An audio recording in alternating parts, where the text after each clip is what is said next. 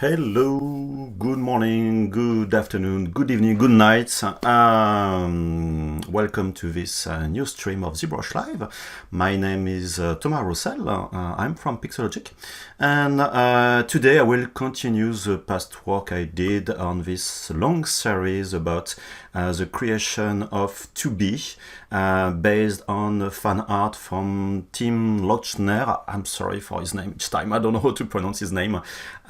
That you can see in PureRef, the reference image software that I'm using. Then I did already 3 videos already to go so far. Sorry, good. Oh, sorry, it's late. It's Sunday.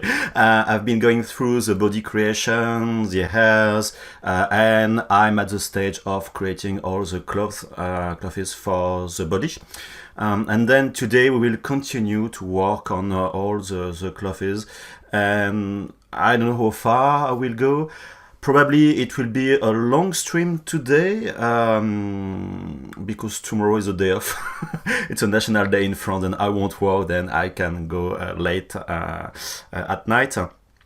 Then about this character, because some people are asking on the chat who is 2B is from the video game NieR Automata, which is a Japanese game from Platinum Games Square Enix, which is a fantastic game, and there is a very charismatic character, which is a robot, a girl, which name is 2B as a robot. And Tim Lochner did a very nice artwork based on the character, which I really enjoy. Sorry, I know it's a maid. I'm sorry for people who may be shocked about that. And the goal is to sculpt everything and at the end doing a 3D print of the model and showing the full, really the full process from the creation to the preparation of the 3D print, and at the end all the post process. I don't know for the painting, but at least sanding, preparing, and everything, which would be something probably very long.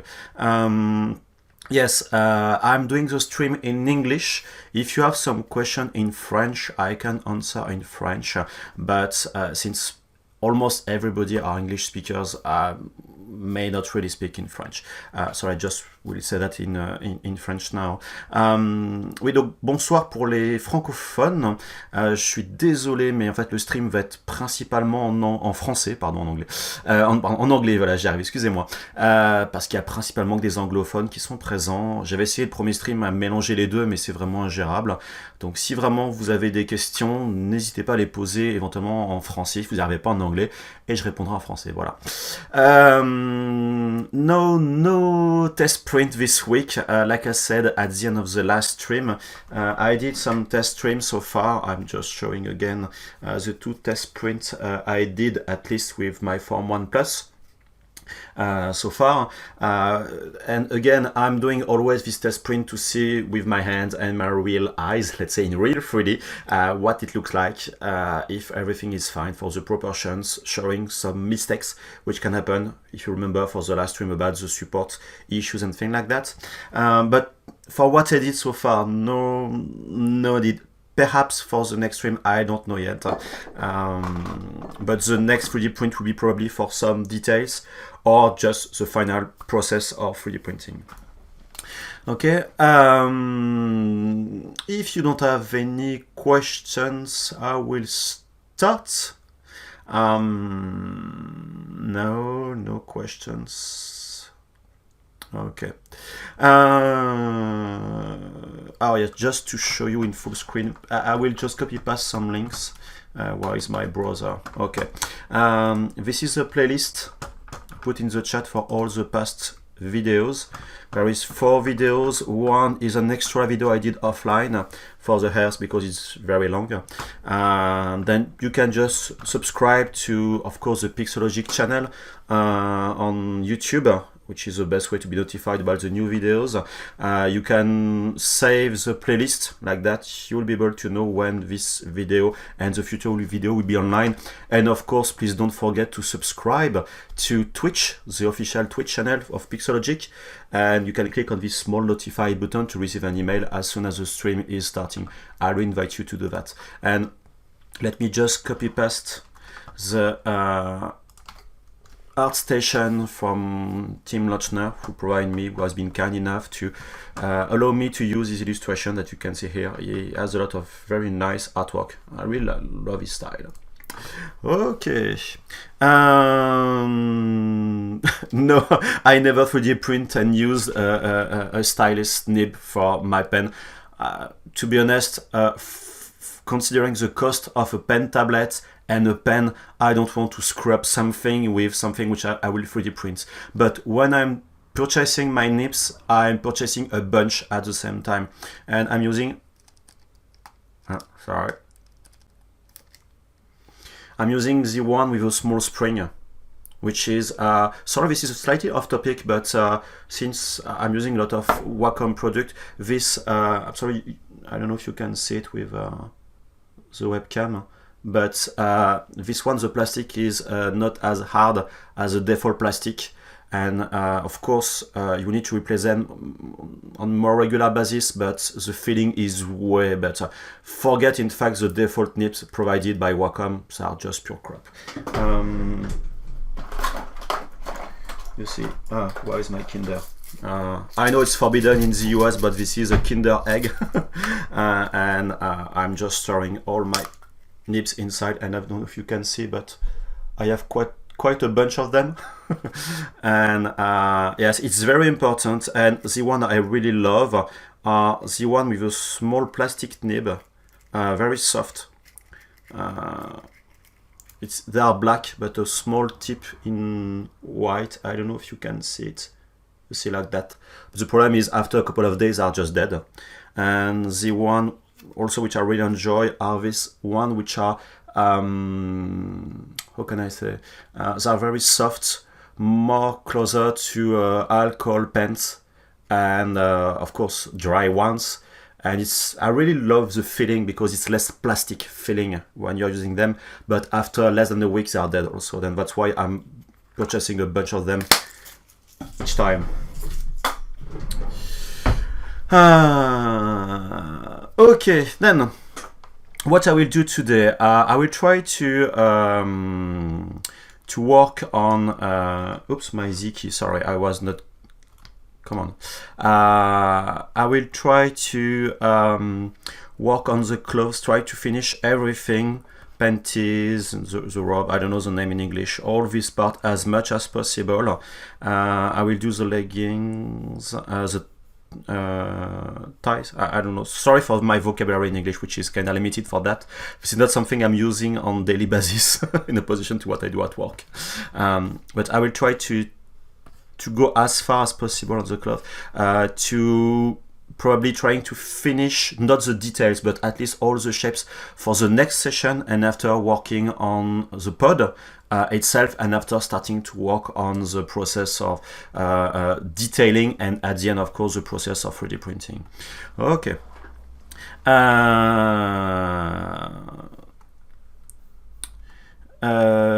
Nibs are only important if you have a touchscreen tablet. No, I mean with regular tablet it's the same. This is a feeling that you have when you are just, I mean, it's like when you are trying multiple type of pens when you are drawing on a paper.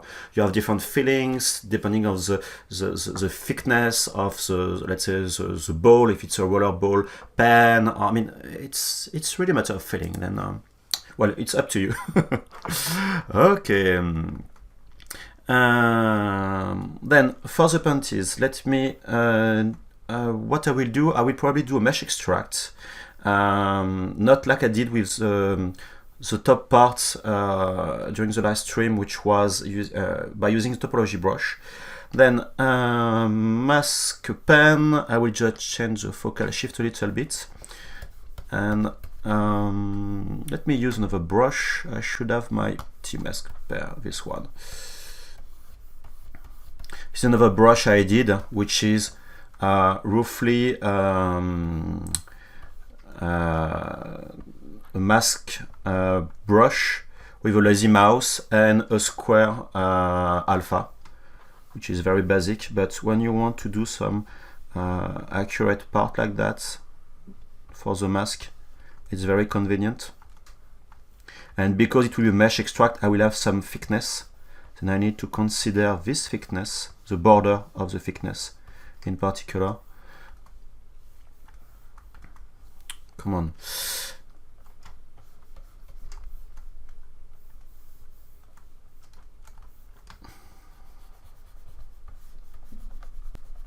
I have no idea what is on the back of the illustration, of course, then it's more up to my imagination.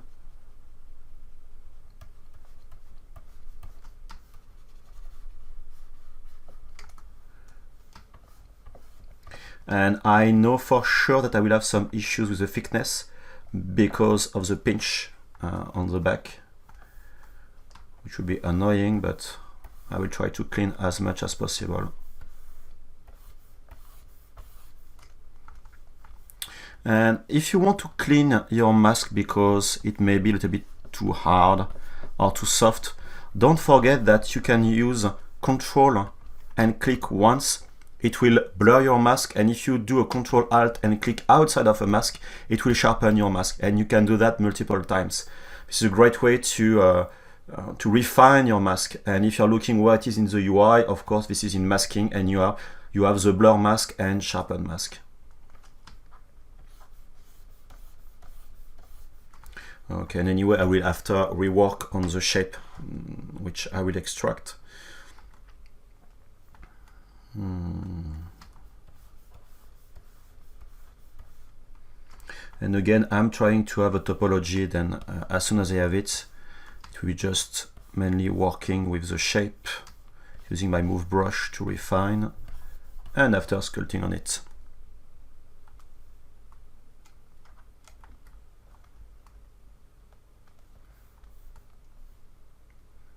Okay.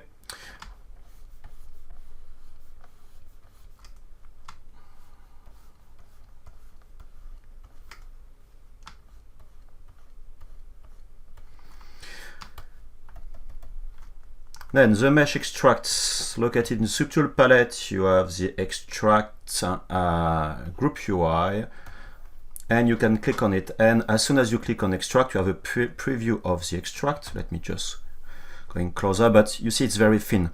Please take care that right now the thickness is double-sided, meaning that you see you have this double function here, meaning that you have the thickness outside and inside of the model, and this is twice the size, but for me this is too thin. Let me increase the value. Let's see, 0.2. Okay, I think it's better like that, and anyway I will move outside and perhaps after changing the thickness. And you see what I said about the thickness extract, you see on this area I will have some issues. Then I'm fine with this value, then I'm clicking on this accept button. Now I have a new subtool with a mask that I can remove, and let me just isolate this subtool. I'm switching to solo mode, and as you can see, let me change my matcap, going to matcap gray. I have a lot of noise on the boundaries of the mesh extracts, but something which is great is you have multiple polygroups. And then if you have multiple polygroups, oh, I have Ashley and Danny, hello. Then the best thing to do to clean all this mess, let's say, is to go in the deformation palette and you have the polish by groups. And if you are polishing, you see slightly but slowly it will just smooth, relax, and polishing all these boundaries. The problem is I need to do that multiple times to have something a little bit nicer. Then if you click on the small circle here, you will have another algorithm which will be stronger to relax and smooth. And you see now I have my clean boundaries like that. Okay, the only thing I will do is I will try to smooth this part. Okay, but the problem with mesh extract, it's just grabbing the underlying topology of the original model and doing a copy of the polygons, and of course adding this thickness and bridging these two groups of polygons. This is this blue polygroup. The problem is you are using the underlying topology, and as you remember for the past stream I did, I really love working with multiple levels of subdivisions. I really have too much polygons for now. Then what I will do, I will simply use my ZRemesher in geometry, ZRemesher, and I will just lower the number of polygons. I will put back my symmetry, which was off because it was a new subtool. And I'm pressing always my Alt key when I'm clicking on ZRemesher, which will use another symmetry algorithm. And now I have a new topology. The problem is I didn't use the keep groups function in ZRemesher. Then I just have a single group. And because of that, I have this kind of twisting of polygons like that, which I don't like. Then let me just undo. Control Z and keep groups and restart.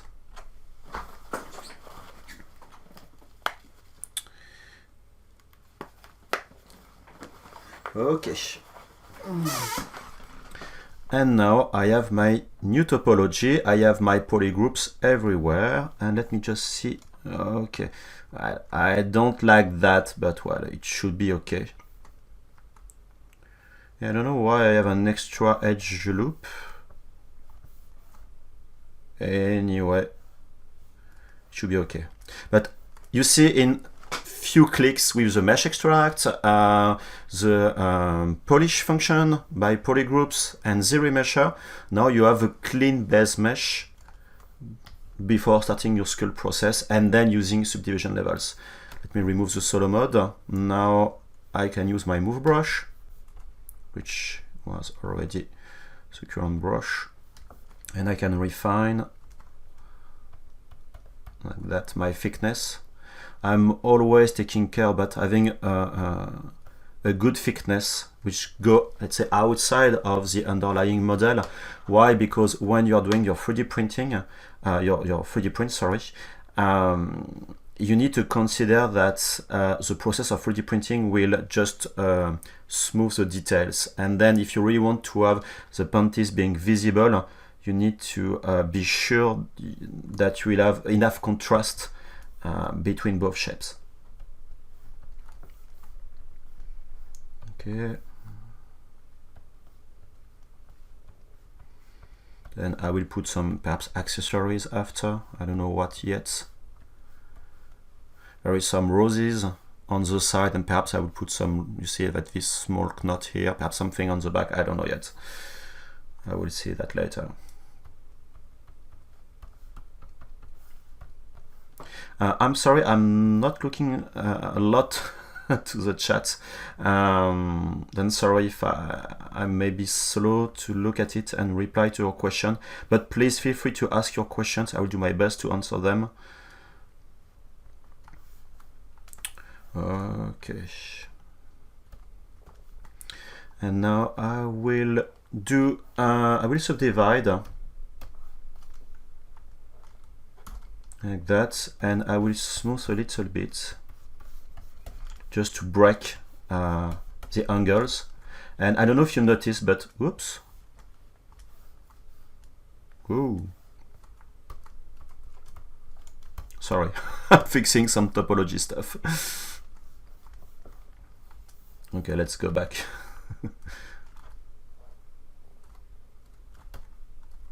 Come on. Okay, let me relax that.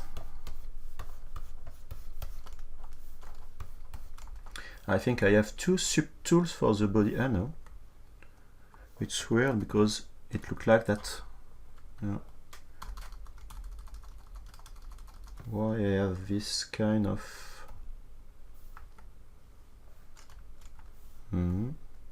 Sorry, because I see lots of triangles.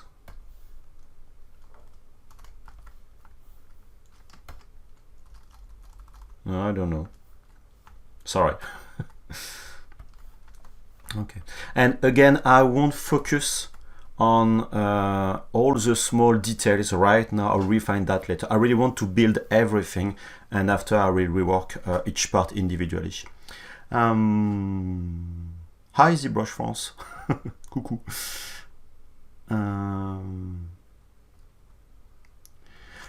Gus Gabor, I'm not sure to understand your question about can you put symmetry to another area of the tool?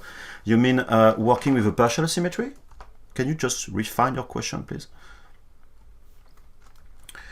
Okay. Now I will do the best part, I think. I will do all the bottom part just below the breast here, just this part here, and after this one, sorry for the names in English.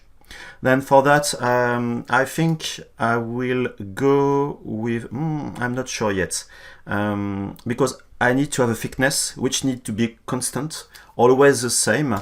I need to have a thickness which will be way bigger than this one because of the 3D printing process.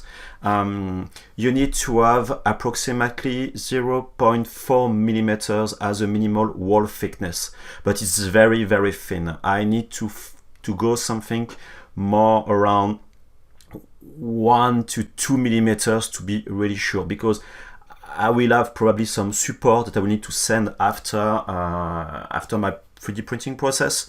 Then I need to be very careful on that. Okay. Then for that, I think I will just build with the DynaMesh the shape, and then after, based on this shape, I will use my topology brush just to extract with a constant thickness the shape. I think I will go that way. Hold on, Thomas, would you create it for here?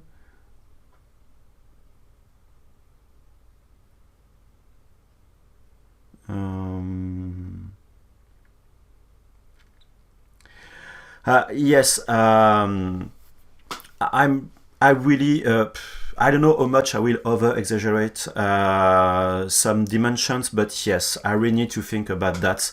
It's very difficult.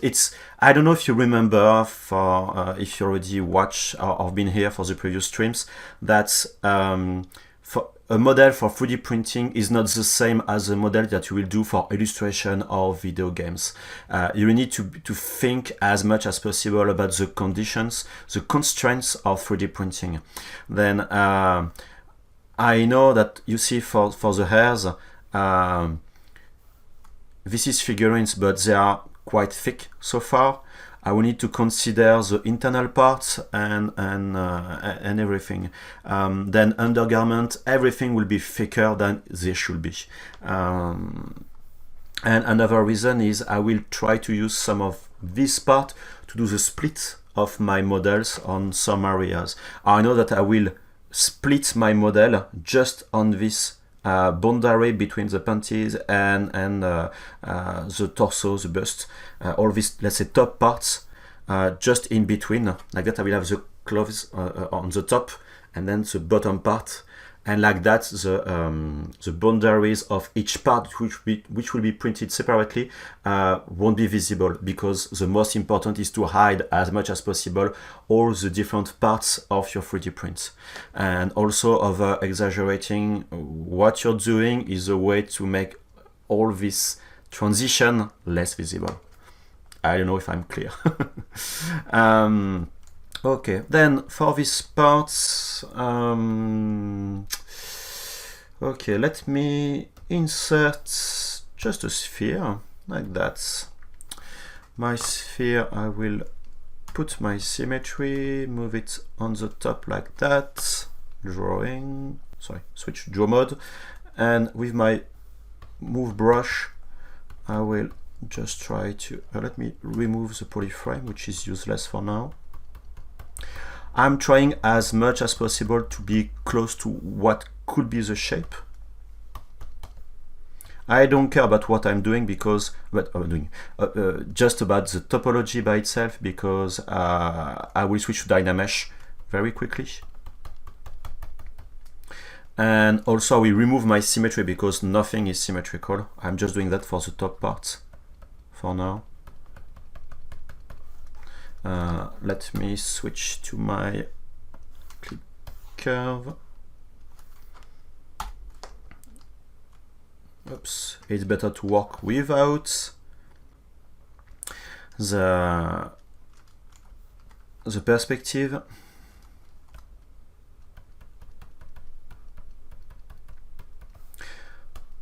Then I'm just working on foundations for what will be the mesh after. I think I can switch to DynaMesh now. DynaMesh, remove projection mode. 128 should be way enough. ZBrush. And again, I will after, as soon as I will have the shape, what I will generate as a shape, I will, of course, directly refine the structure and, of course, just the flow of everything. I just want to have something which is as close as possible to the shape itself. I'm trying to see about the volume. Yeah, it should be. It's difficult to evaluate because I think it goes until just this distance for the leg. Then if just this angle here, it should be the good distance for now, I think. Okay, and now let's remove, oh, let me check with my transparency. Yeah. Okay.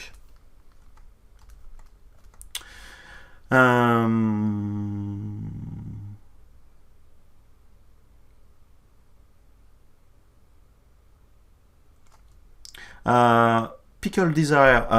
The Formlabs can handle details way more thinner than 300 microns. In fact, this is the wall thickness. A lot of people are misunderstanding what is it about details and all of these specifications. A 3D printer can be very accurate on the vertical axis, which can be 25 microns, which is very, very thin. In fact, it can be even lower, but you have the horizontal resolution. And then for an SLA printer, you have the size of the laser spots.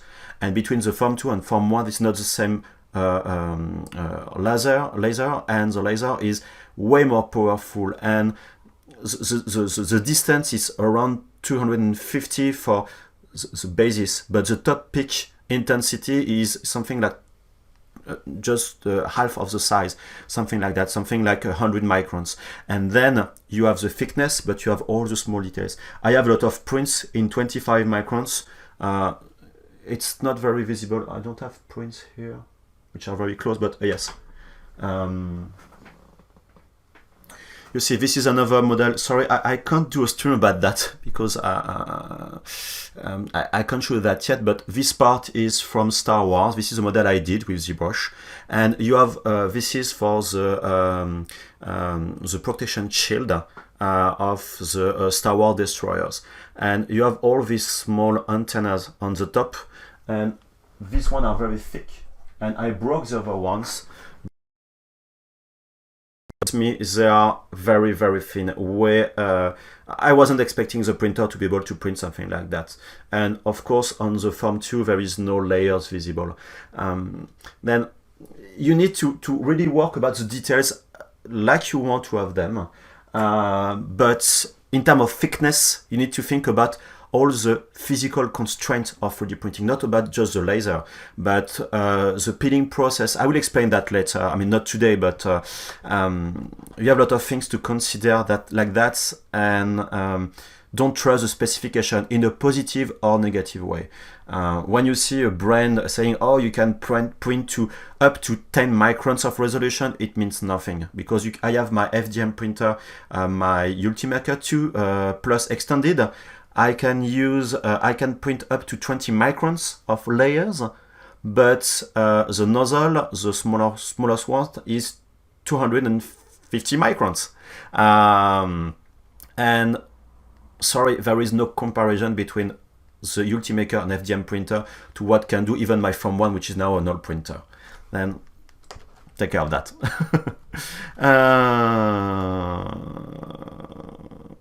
Yeah, Dougie, sorry, it's very too thin. It's difficult to. I don't know if you which one. I don't know if you can see that. You see the frame of focus. Ah, yeah. You see, it's very, very thin compared to my. You see, to my finger.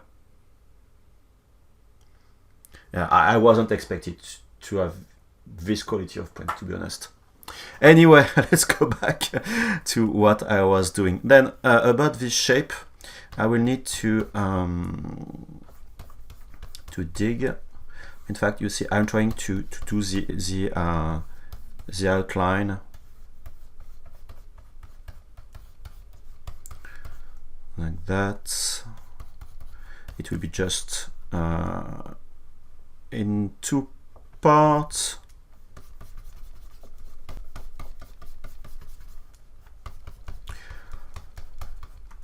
And this is really rough sculpting, but the idea again is to build the shape and only the shape. And because this is a DynaMesh. Why? Okay. I was a bit too fast to do that.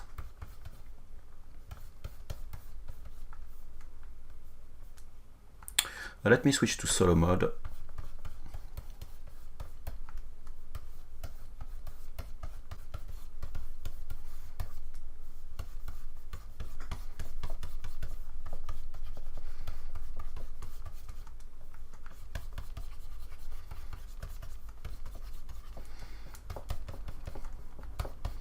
You know, about 3D printing, I can speak about that for hours.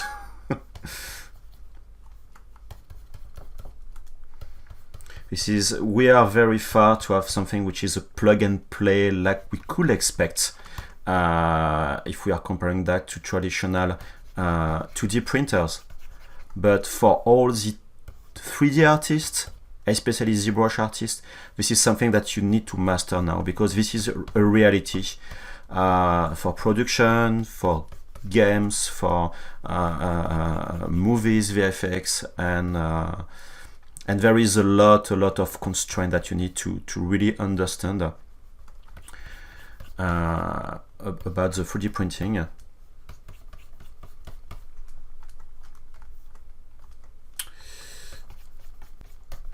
Just to show you what I will do after, let me just quickly explain first what I will do.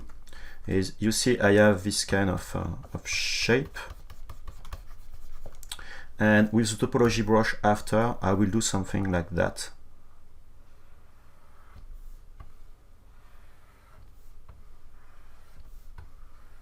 Sorry, this is very quick. Oops.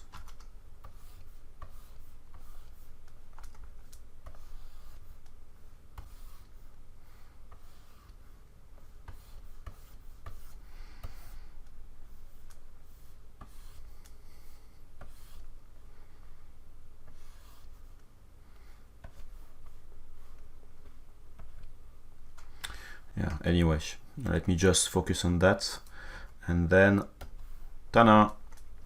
To be just after just a matter of tweaking everything. I just want to have some foundations, nothing else.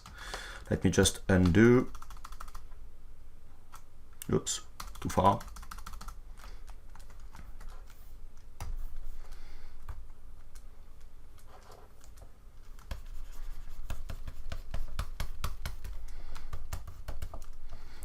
Now we need to have something as close as possible this time.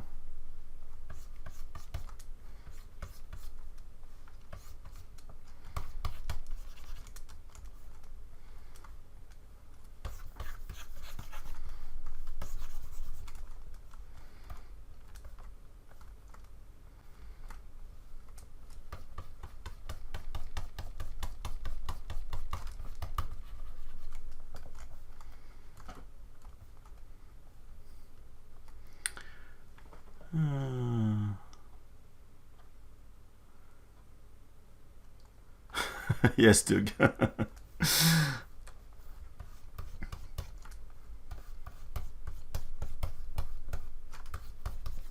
I don't need to do the bottom part, but to be honest, it helps me to understand better the shape of what I'm doing.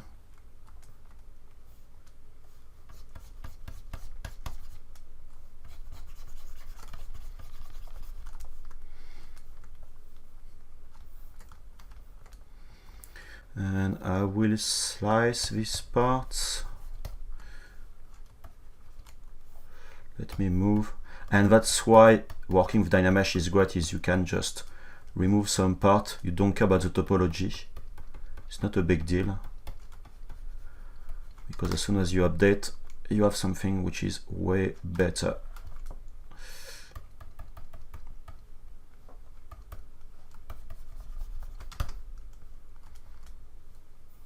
You can also use a trim dynamic if you want to have something which is flatter.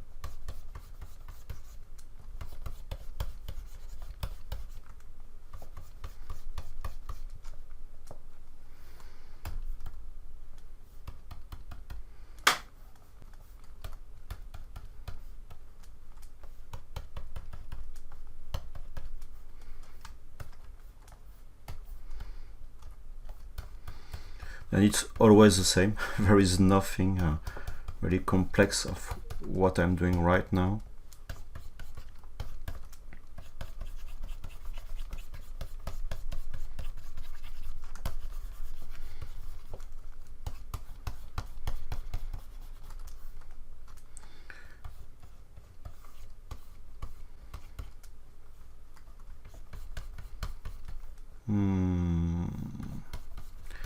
Let's do it a little bit bigger.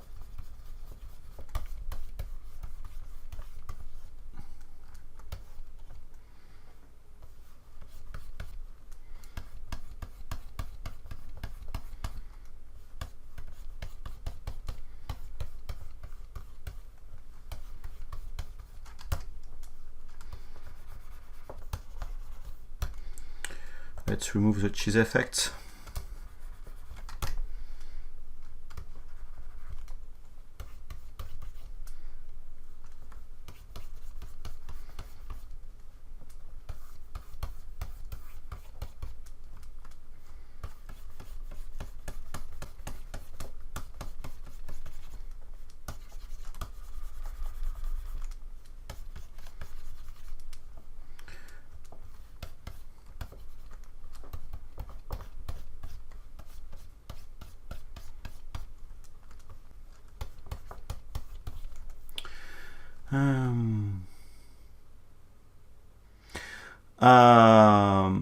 Mordecai, now you can blame me if you want.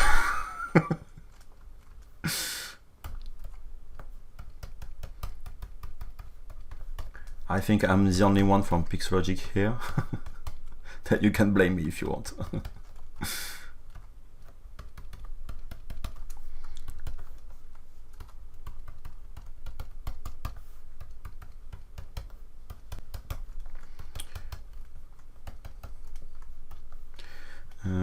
Where's my opening?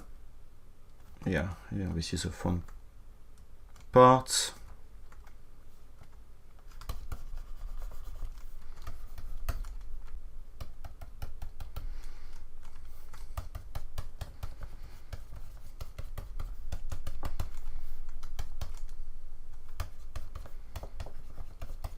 I need to contrast more the top and bottom part. Not the top and bottom, but more the inside and outside.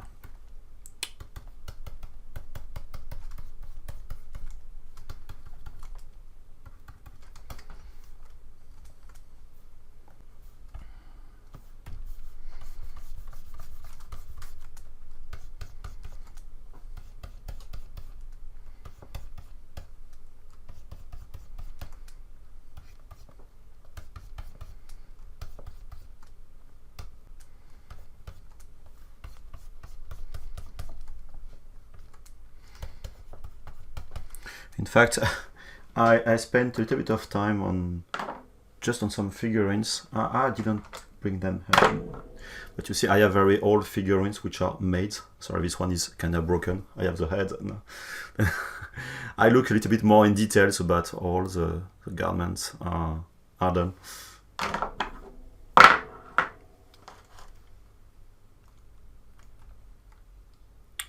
Oh.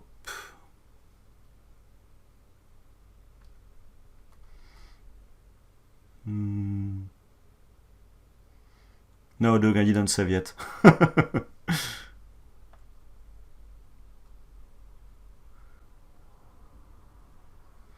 Okay. Okay, let's save.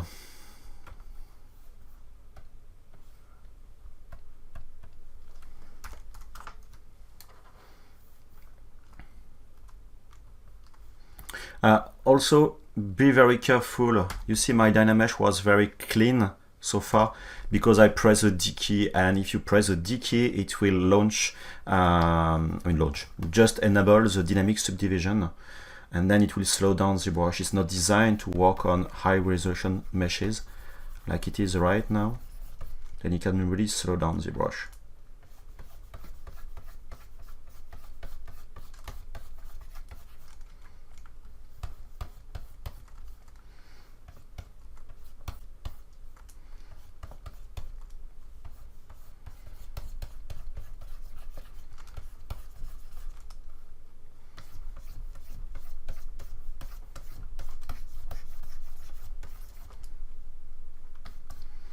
I'm so sad that I can't share the music that I'm listening to, which is the NieR Automata, yes, music, because I have the two original soundtracks now from both games.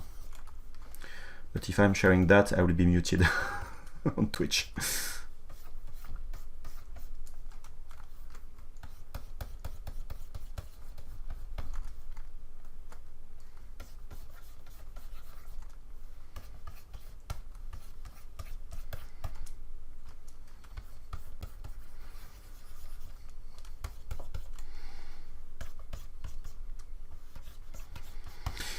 What I'm thinking about is perhaps doing my retopology without a thickness, just to avoid working with it,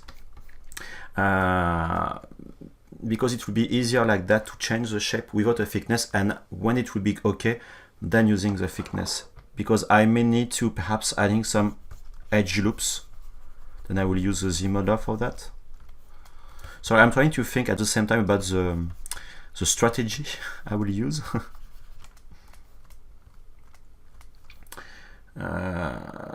My damn standard brush.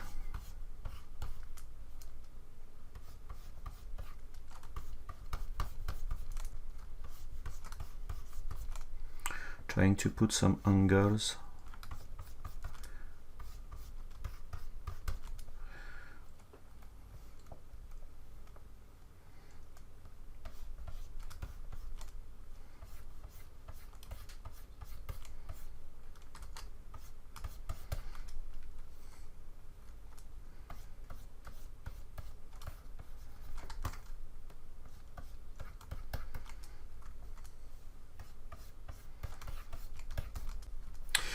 While I'm speaking, I know that I discussed with some of you already in the chat during other streams, but Pixologic will be at the Wonder Festival in Japan this next summer, July the 30th. And the Wonder Festival is the biggest figurine trade show in the world.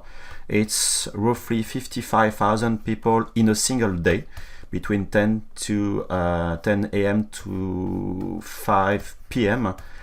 And 2/3 of the show are just garage kit. I mean, people building their own figurines. And of course, you have the very typical Japanese style, anime style, but you have so many crazy artists doing so crazy things. If one day you have the opportunity to go to Japan, this is something that you need to visit. If you really love figurines, handmade stuff, it's really, it's just crazy. And then we have a booth there because ZBrush now is very, very used in this figurine industry for both professional and individual, let's say freelancer, hobbyist, all type of artists. And it's, I mean, one day I hope I will have my own booth myself presenting my work, but well, I think I'm far to have the skills to be there just alone. But I will present this work for my presentations, I guess. And also we announced just recently for ZBrushLIVE, at the end of this month you will have 2 Japanese artists. Fukui-san, who is is doing a presentation more for newcomers to ZBrush, and especially on ZBrush Core, and he just wrote this book about ZBrush Core, which is a very, very great book. It's more for really beginners, and it's really a great book. To be honest, it should be translated in English, I think. And Sakaki Kaoru, who has been top rated twice, who's a professional figurine artist, who will do not something as complete as me, but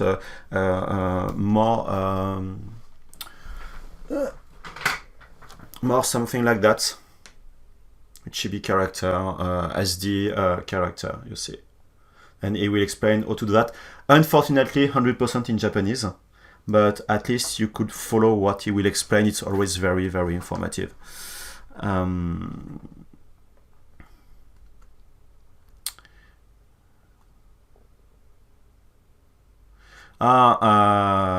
But you really need to go there, to be honest. You really need to go there.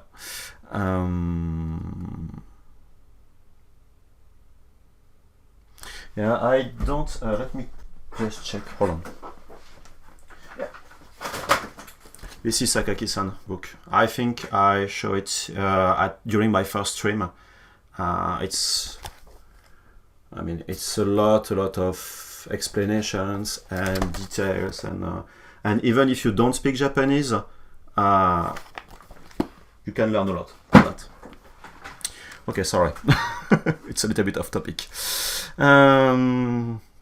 Okay, now I'll do my topology so far, because again, I don't need to have something which is very clean.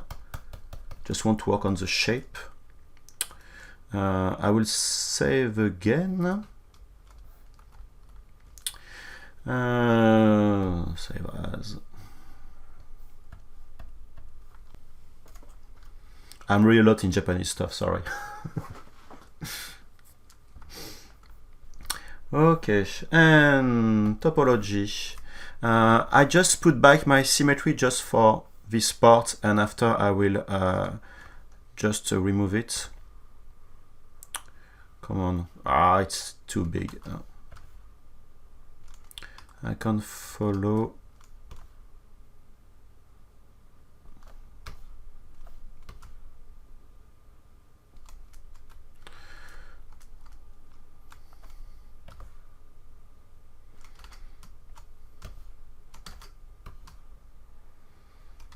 Did I remove my symmetry? No.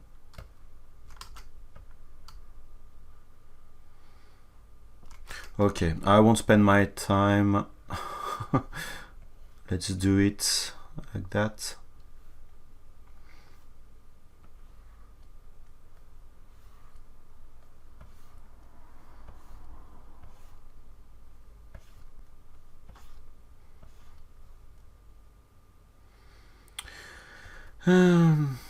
What's going on?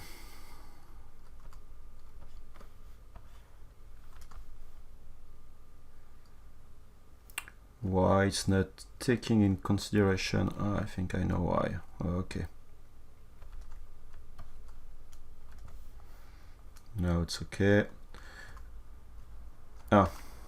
The problem is if I'm doing the symmetry, okay, I need to do everything without the symmetry. Too bad. I learned something today.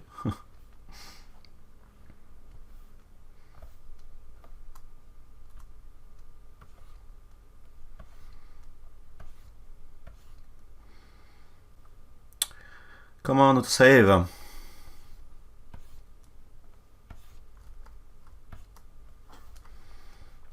Okay.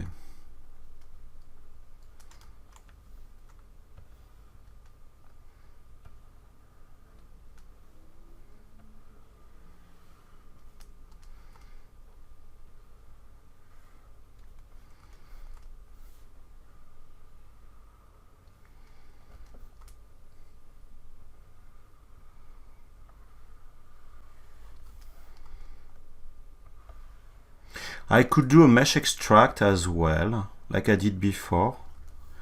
And then trying to do a retopology. Well, I don't know, not sure.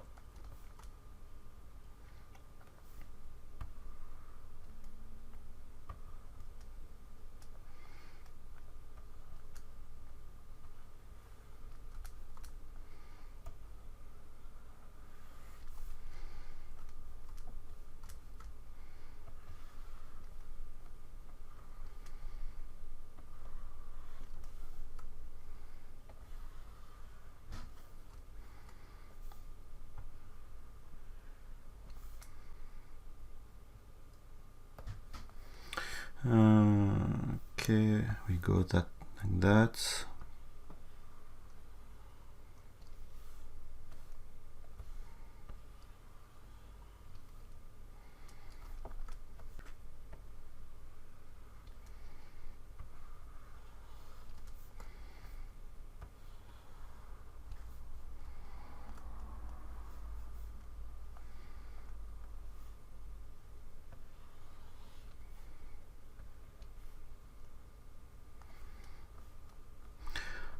I'm sorry for all the retopology lovers, I will have some triangles.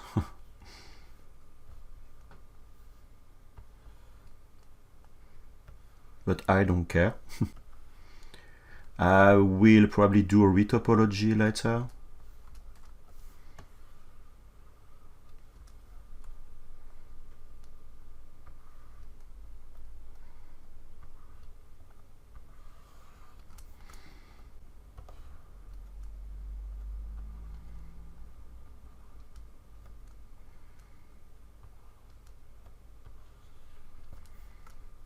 Oops.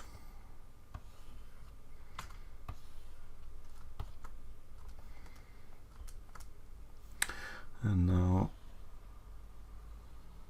this one.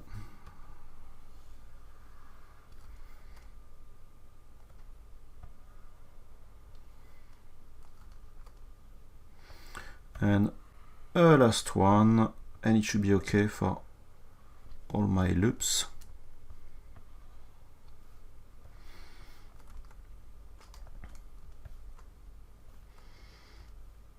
Well, being crazy about trying to make this skirt,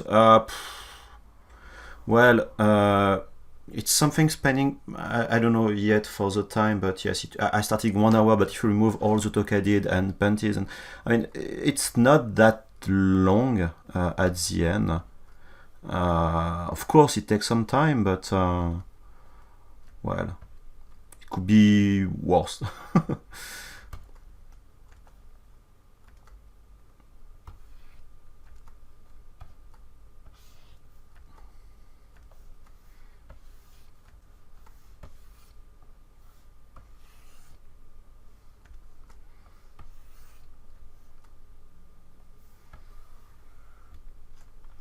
Oops, I need to follow this part.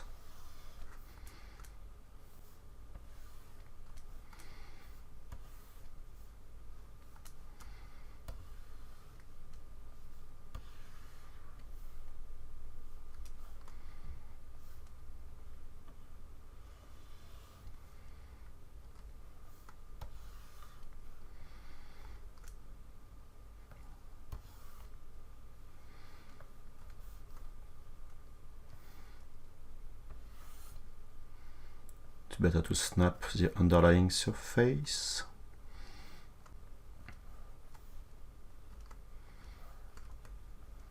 Where did I...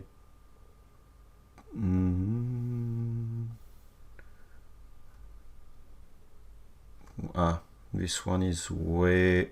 I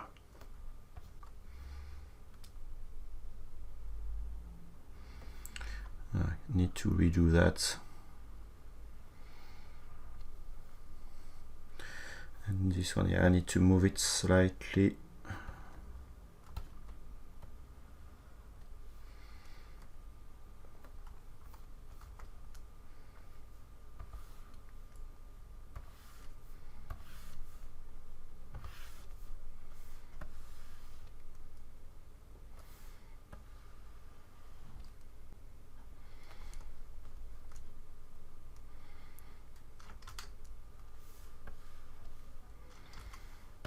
Will I be able to connect? Yes.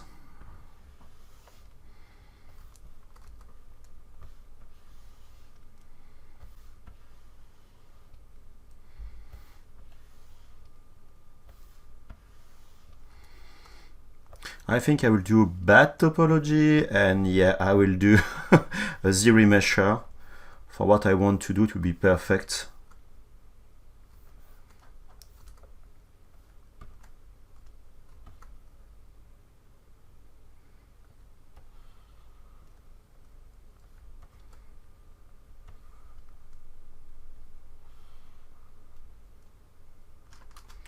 Come on, Thomas.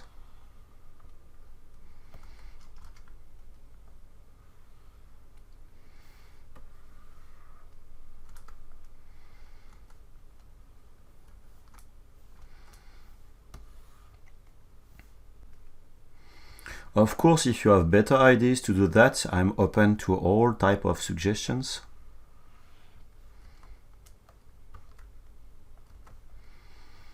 I don't say that my workflow is the best in the world.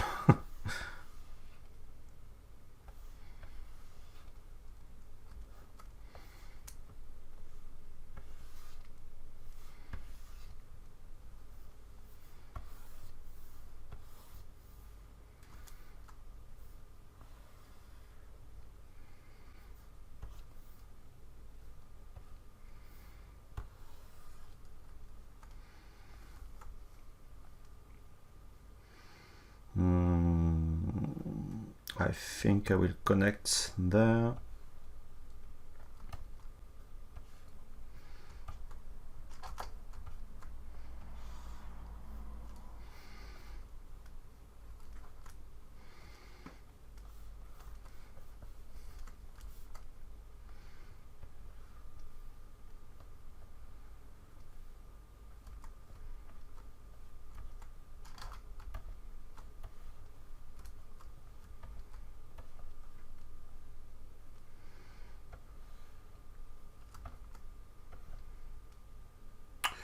Why? Okay.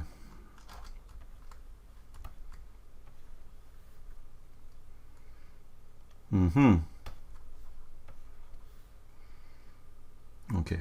I will fill the hole just after. Something is wrong here, I guess. Yeah.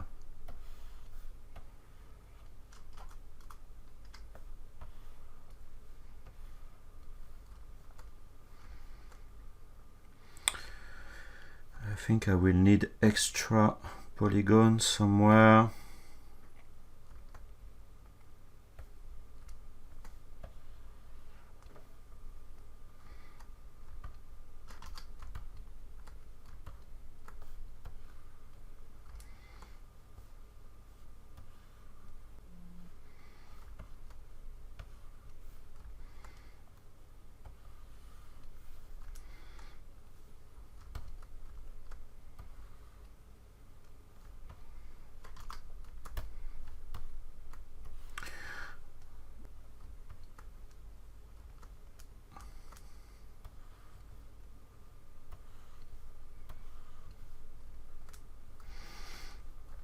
Okay, I'm close to the end. Not yet, but it's moving forward at least.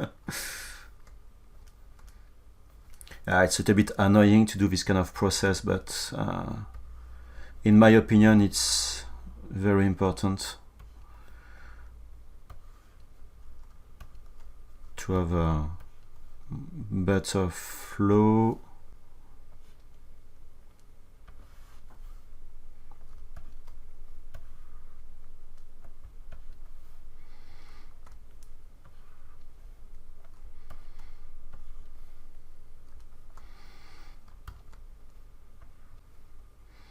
The only thing which is missing is you have no way to do a preview of what you're doing right now.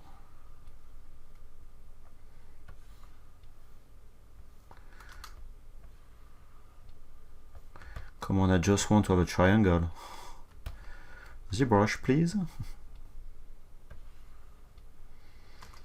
Okay, well.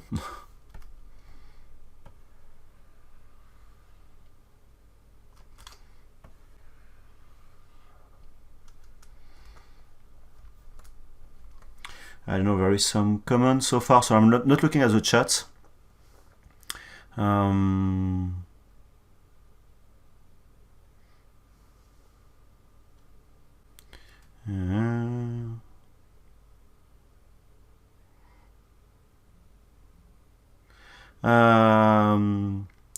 Sadok, ZBrusher, just send me an email at thomas@pixologic.com, which is the best way to contact me after the chat. Or if you want to send me some questions in the chat, please notify at polysculpt. Like that, it will just pop up.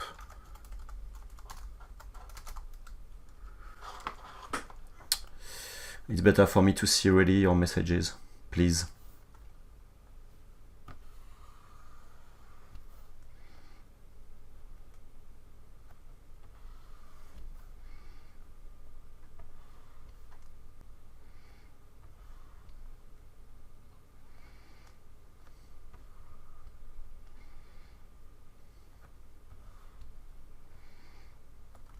Come on.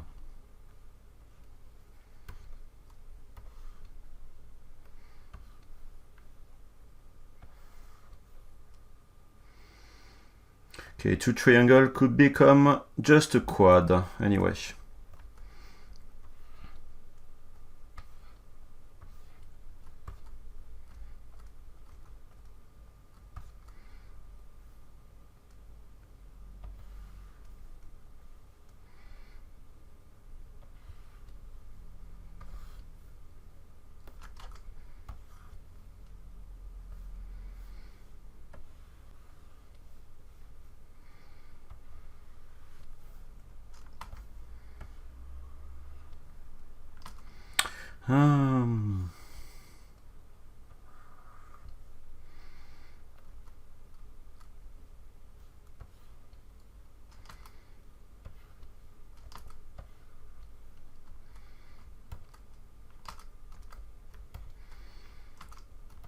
Come on.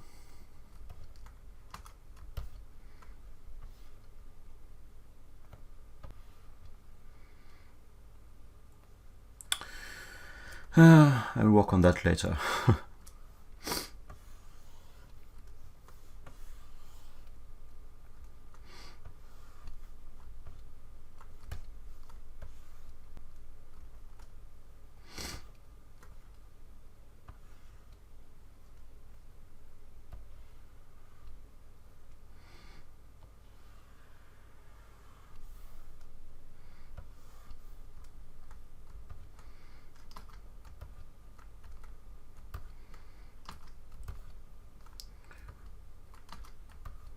Yeah, topology brush is great to build quickly some meshes, but if you want to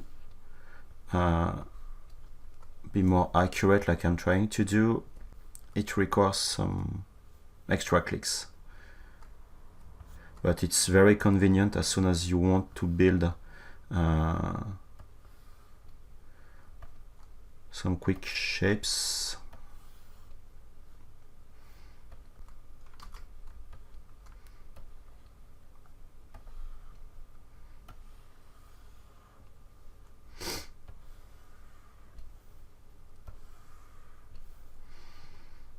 Okay, I'm close to be done.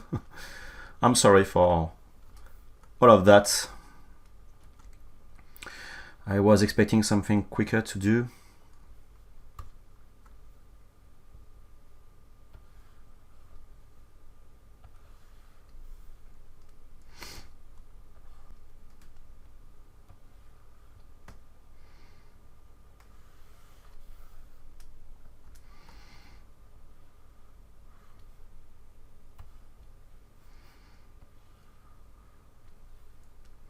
I don't know how to do topology anymore.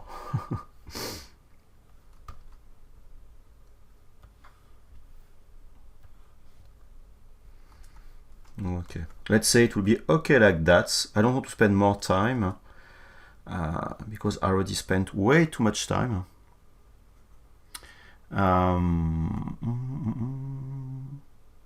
Yeah, I'll work on that later, sorry.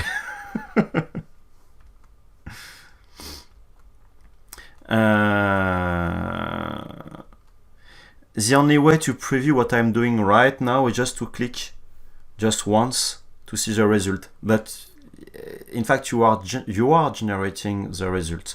Then you just need to hit the Ctrl Z key just to go back. Sorry, there is no magic trick for that. And then I want to have a flat surface, and I mean no thickness. Then I set my brush size to 1, which is the minimum, and I'm tapping once. Come on. Okay, and now it's done. I just need to do a quick, again, split and masking points, and now I have my mesh, which is ready. I will display property double side to have a better understanding of my model so far. Let me remove the solo mode and hide what was the support of my model. See, like that. My move brush, I'm able to refine.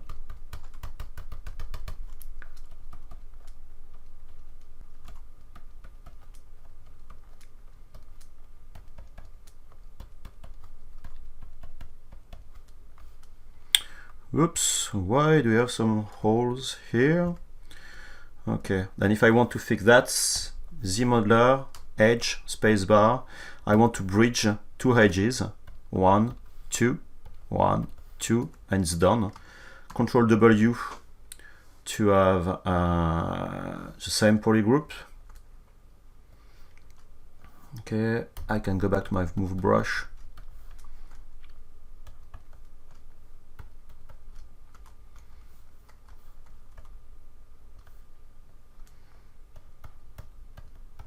And because I have very few points, it's a lot more easier to refine the shape.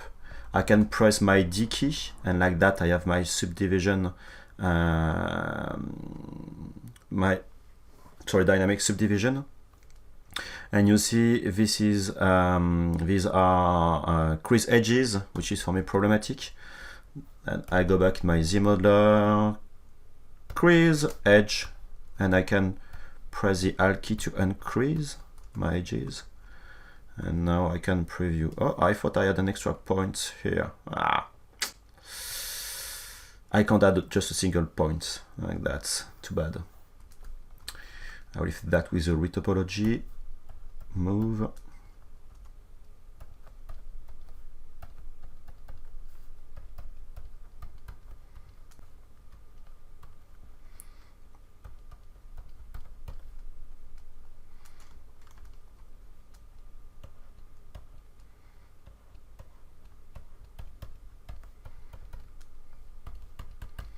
And before doing my retopology, I will probably apply some smoothing, some subdivision levels to have more control on the curvature of my model.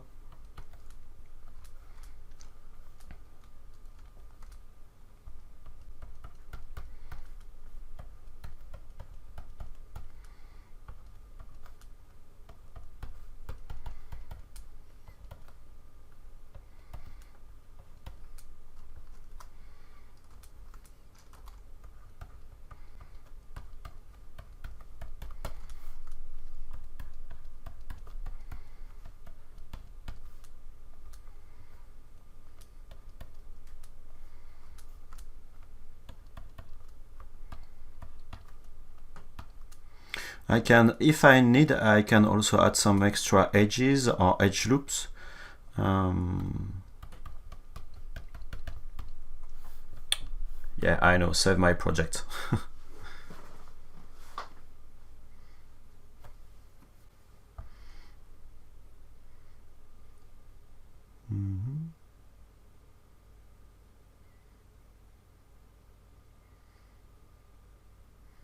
Yes, Rebecca Dembo, I'm from France.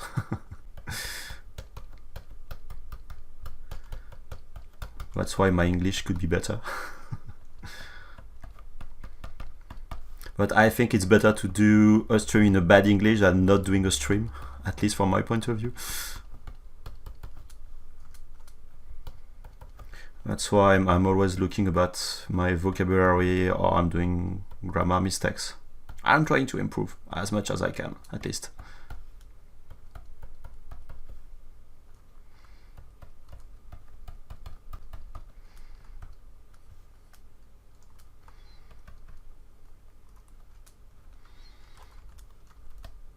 Let me bridge that, these vertices. Let me stitch 2 points, let's say 2 midpoint. Okay.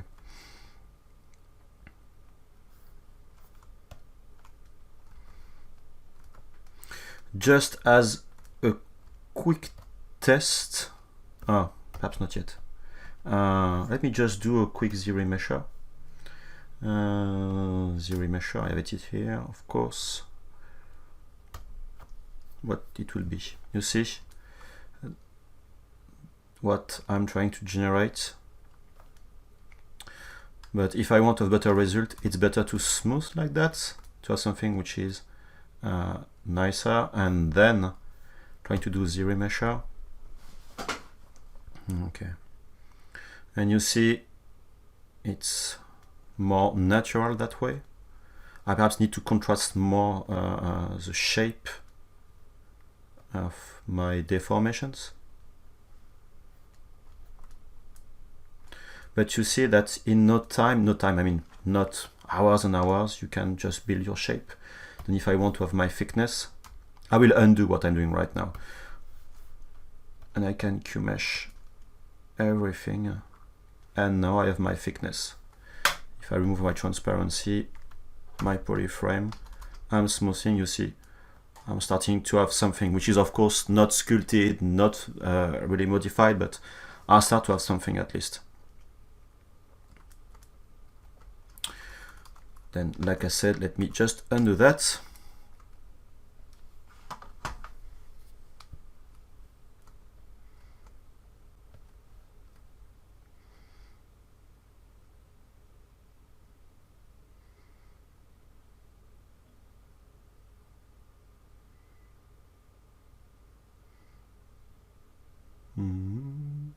Sorry, I'm looking at the chat.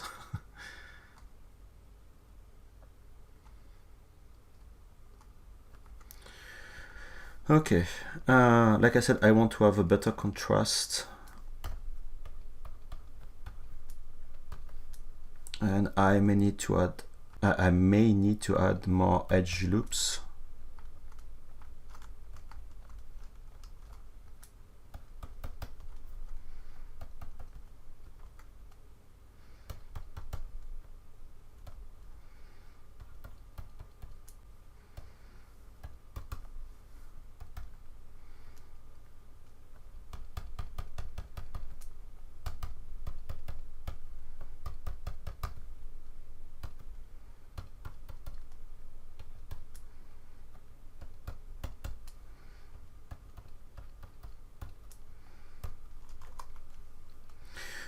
I prefer displaying the polyframe when I'm doing that, because since I'm very low in polygons, I think I have a better understanding of what I'm doing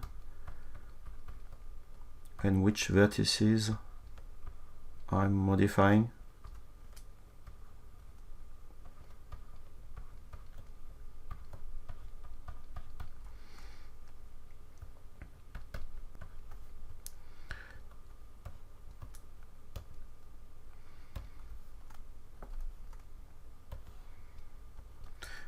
as you see, I'm lacking some edge loops, and I can insert an edge loop by just a quick click with my ZBrush. Let me go back to solo mode.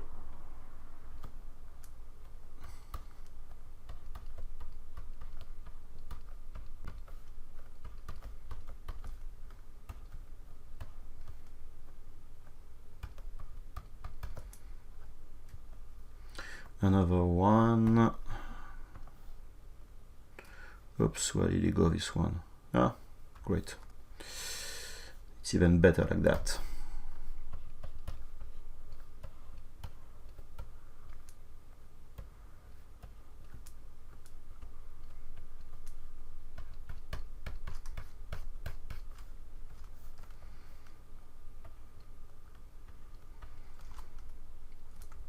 Pressing my Shift D key. Same, I want to have an extra edge loop. My ZBrush.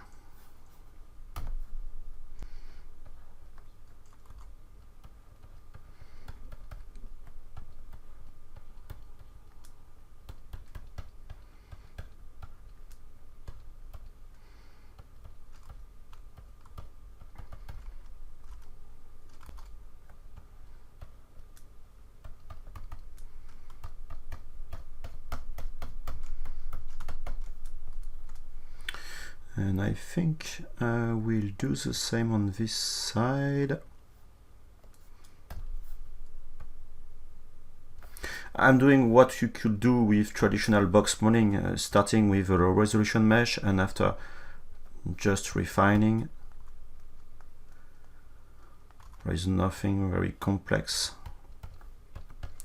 with what I'm doing right now.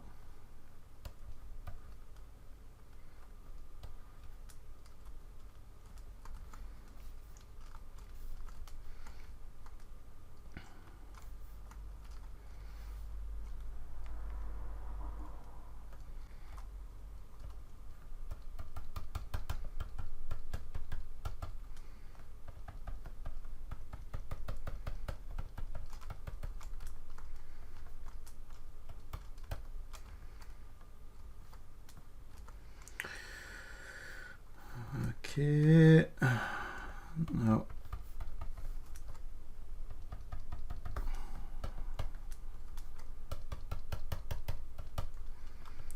trying to be on the same height. I need to take about the back of the character.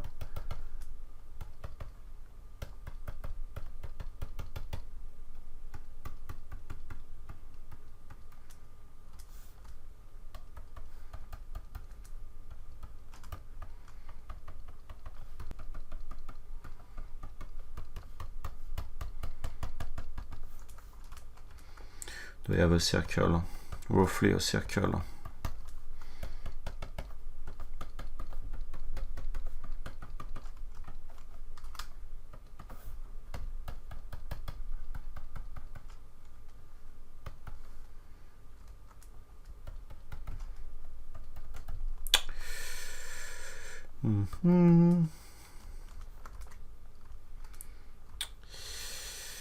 Well, I think I will keep it like that. Perhaps not here.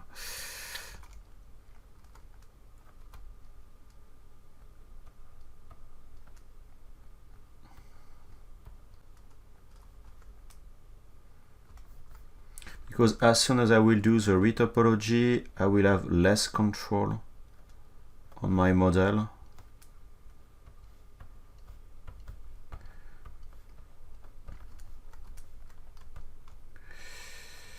Way less control, and I need to be very careful.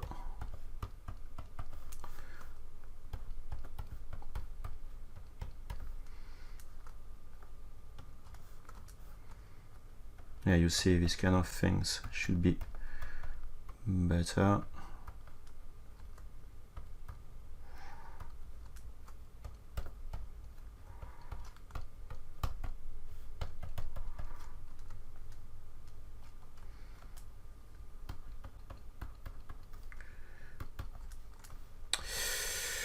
Well,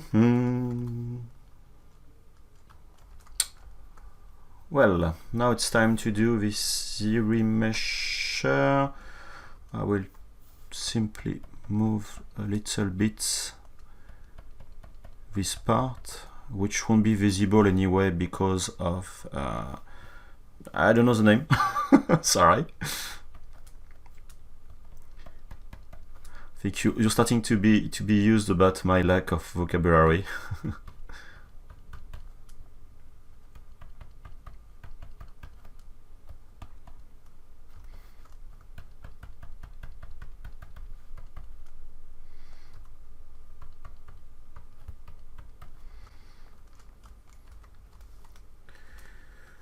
Well.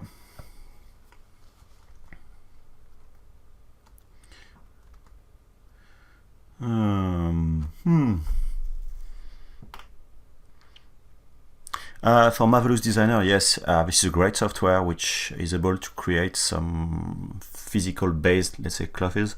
The problem is for something which is more cartoon like that, it's better to do something just by hand. Of course, it will be more natural with something like Marvelous Designer. To be honest, this software I just tried, but I don't really know it. Mothercane, I'm using a Wacom tablet, a Cintiq 22 HD.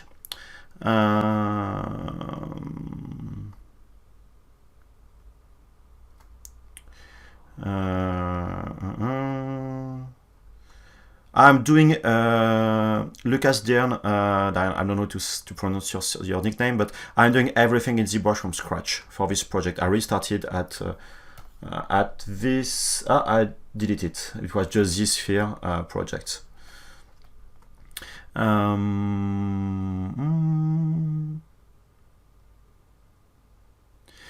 Yes, I agree that everyone should try to use, at least for learning, trying to sculpt clothes yourself. It's not very easy. I'm not very good at that, to be honest. Building a shape would be nice, but doing all the folds, it's something which is very difficult. And yes, I started with the sphere to sculpt the skirt. Sorry. Okay.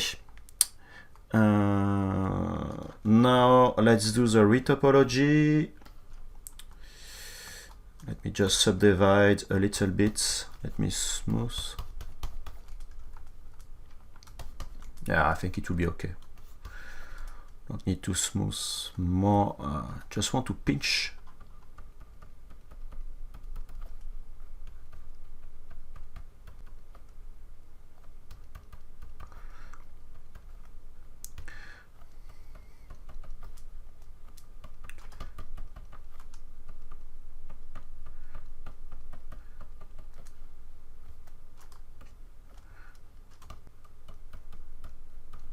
You need to be very careful when you are smoothing the borders, the boundaries of a model, especially when you don't have so many polygons.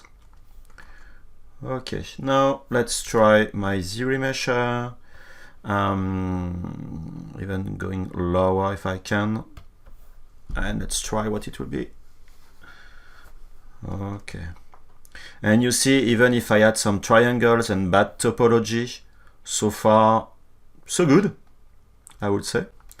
Let me just smooth a little bit that.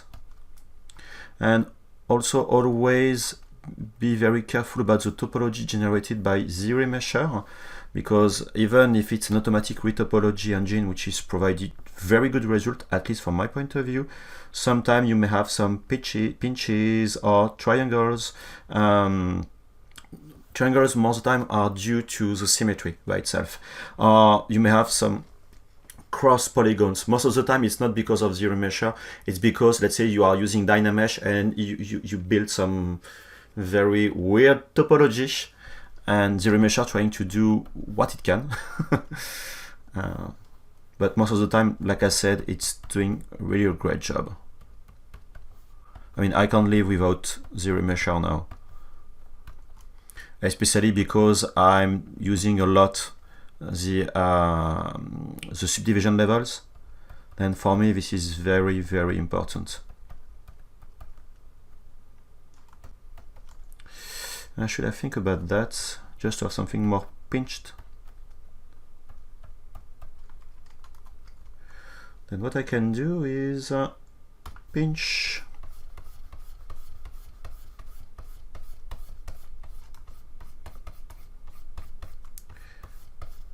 like that.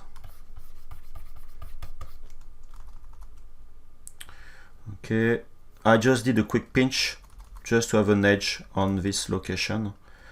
And now let me delete my subdivision levels, delete higher, and I will do my thickness. Then again, Z modeler, QMesh, all polygons, and I can click and doing my thickness.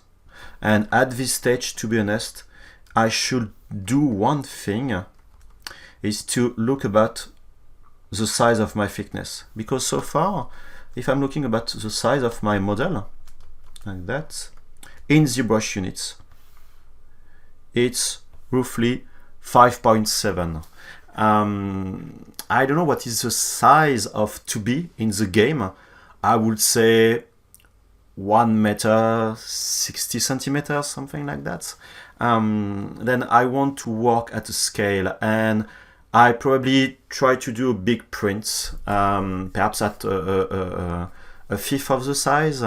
Then I need to look about what would be the size inside of ZBrush, and then doing all my thickness of all the details based on a real scale world. And for that, I think I will rescale everything now. To be sure, let me just undo. I will save. 29. And let me take my calculator. Let's say she's 160, and I want to divide by 5. It will be 32 centimeters for the full size, which is kind of big. Where is my ruler? I guess my kid just picked my ruler. Come on, my ruler.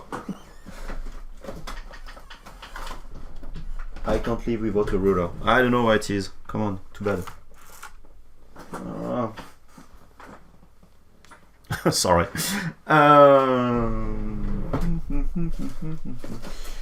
Do you have an extra ruler?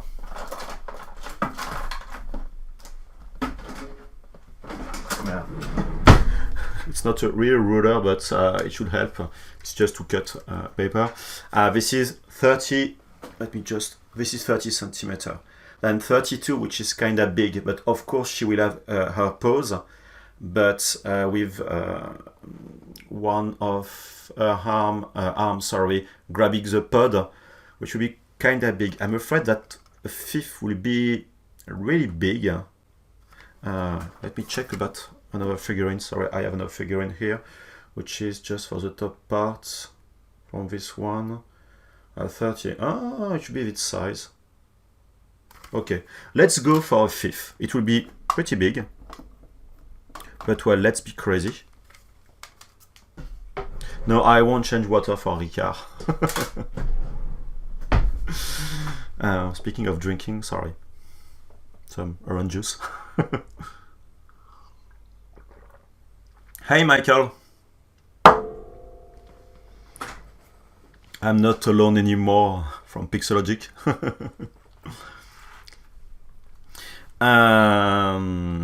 Okay, then if I want to do something at the good size, it needs to be 32 centimeters.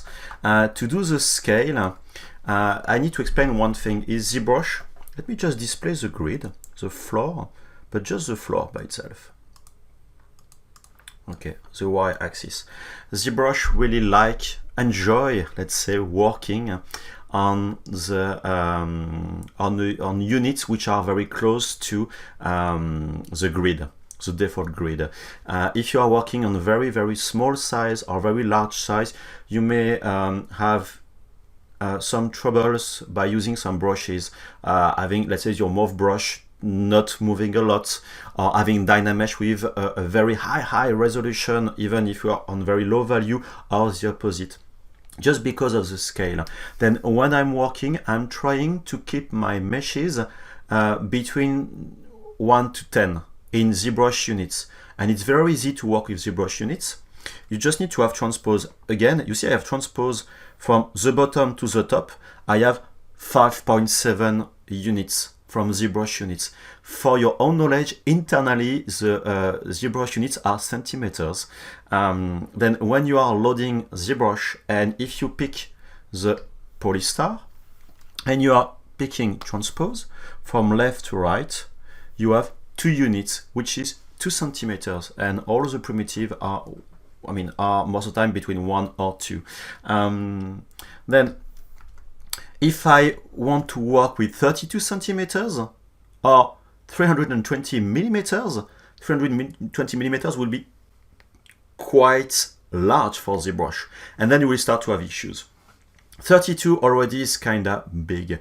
Then it's better to work with 1/10 or 100 of the value. Then if my model is 32 centimeters and I will work in centimeters, I will just work with a model of 3.2 centimeters, which is almost half of this size. And then when I will be done, since in 3D printing you are working in millimeters or inches, I will multiply by 100. Just to switch between 3.2 to 320. Then you need to think about that. And there is no issue to work with units in ZBrush. You just need to consider about these scale values. An example, if you're working with Maya or 3D Studio Max or Modo or Blender or Cinema 4D, whichever the software, if you are transferring model between ZBrush and this software, it's better to work, let's say, in meters or centimeters and not in millimeters in this target software, or using the import-export option of this software to multiply by, let's say, 100 or divide by 100 when you are exporting, and when you are importing back, multiply by 100. It's something that you can do with Max, but I'm doing time to time with 3D Studio Max. Then to change the scale of everything, let me just display. I don't need this mesh anymore. Let's do some cleanup. Delete. This one, which was a temporary one, let's do some, oops, no, duplicate, delete, I said. Okay, delete. And this one is, why do we have this extra one? I don't know, why do we have a duplicate? This one has no history, then I don't know why. Delete. Okay, and I think everything is okay. Then what I will do now, I will scale everything down, and to do this process you just need to use transpose master and then rescaling with transpose, nothing else. I will show that. Just to answer your question, Dark and Grim, I tried caliper master, but for what I'm doing, to be honest, working with ZBrush and my units is way enough. Of course, you have multiple plugins to deal with the size inside of ZBrush. No, you can't export in step format. If you mean by STP, which would be STEP, or if it's STL, yes, you can export in STL file format. All CAD file format like step, SAT, IGS, we can't save in this format. As American, I agree that American measurement is a bad measure, metric is king. If I'm not wrong, the metric units are the official one in the US, but nobody are using them. It needs to be checked, but I wrote something about that, read something about that in the past. Anyway, this is off topic. Okay, then now I have my model. Oh, sorry, one thing. I won't be able to work anymore with my background references because I will change the scale, except if I rescale that. But since my body is in shape, my shape are the good ones, the good proportion, I don't need them anymore. Then this is for me useless now to work with them. Okay, and I will go in plugins. You have oh, sorry, one thing before using most of the plugin inside of ZBrush, you need to be very careful about the name of your subtools. You need to have a unique name, sorry. And I hope polymesh really one, cylinder one, copy. I should name everything. Typos, oh, typos mesh. Ah yes, because I just did a quick rescale of the shoes.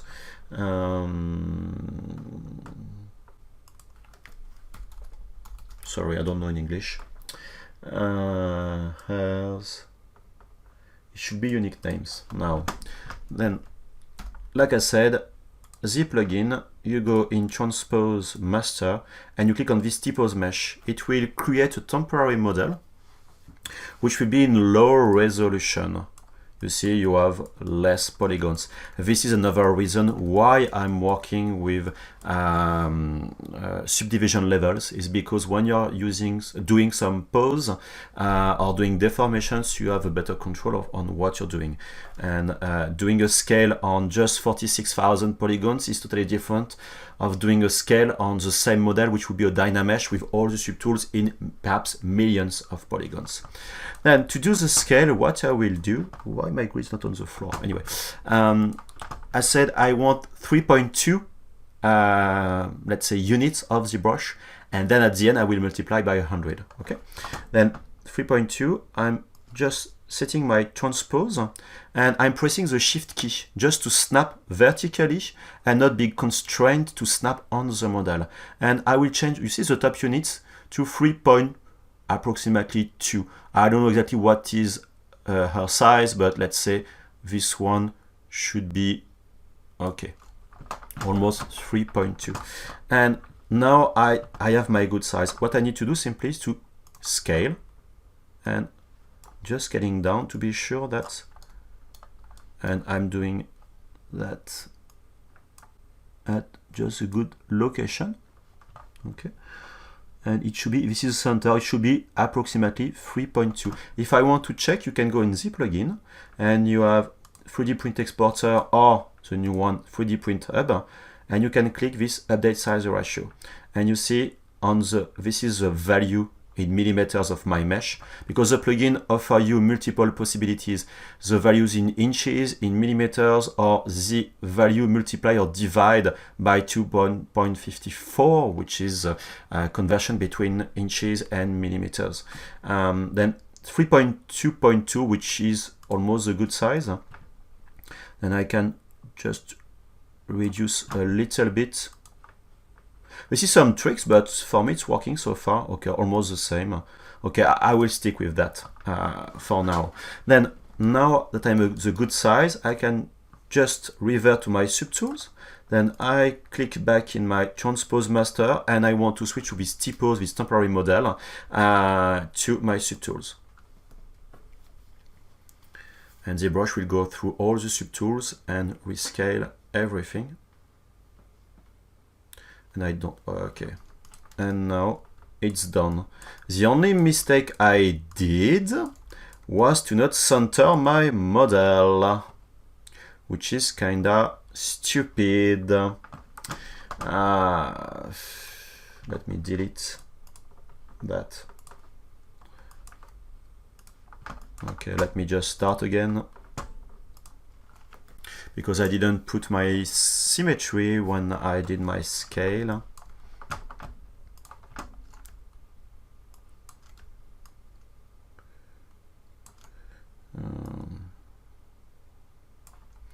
It's very difficult to find the center point. Oh, it flipped my normals.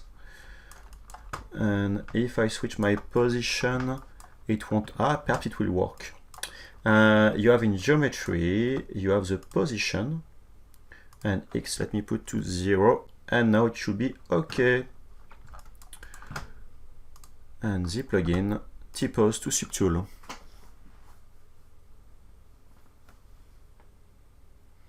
Blaines, if you are speaking about the ruler or subtool as a ruler, you have multiple models like that which display the size.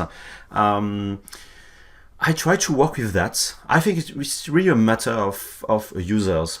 But just to do some measurements, I prefer to be just in ZBrush size and using transpose for everything. This is really my way of working. I don't say using a subtool as a ruler is good or not a good solution. And I think, Shane, you're here, if I'm not wrong.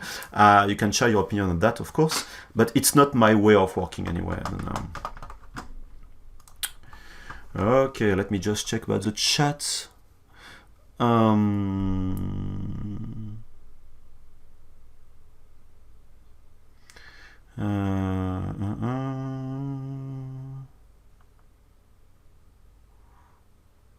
Yes, you can export in FBX, like said Henri Blueberry. Salut Henri, bien rentré, je suppose.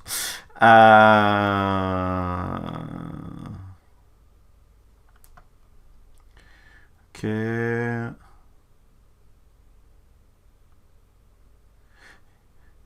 Okay.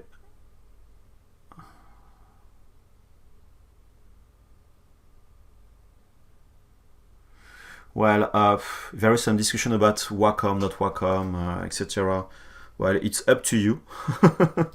I'm really Wacom, of course, because we are partner with Wacom, to be honest. There is no...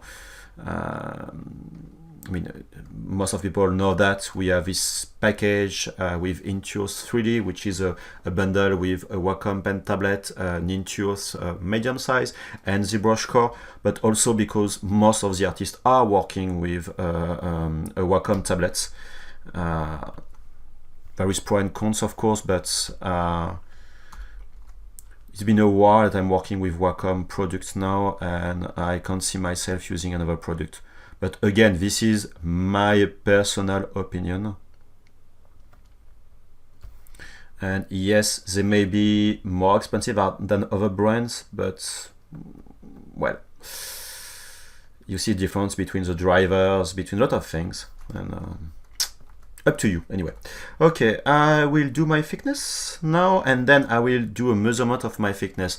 Don't forget that I need to multiply, right now my size is 3.2. Then if I want to have something in millimeters, I need to multiply by 100. Okay.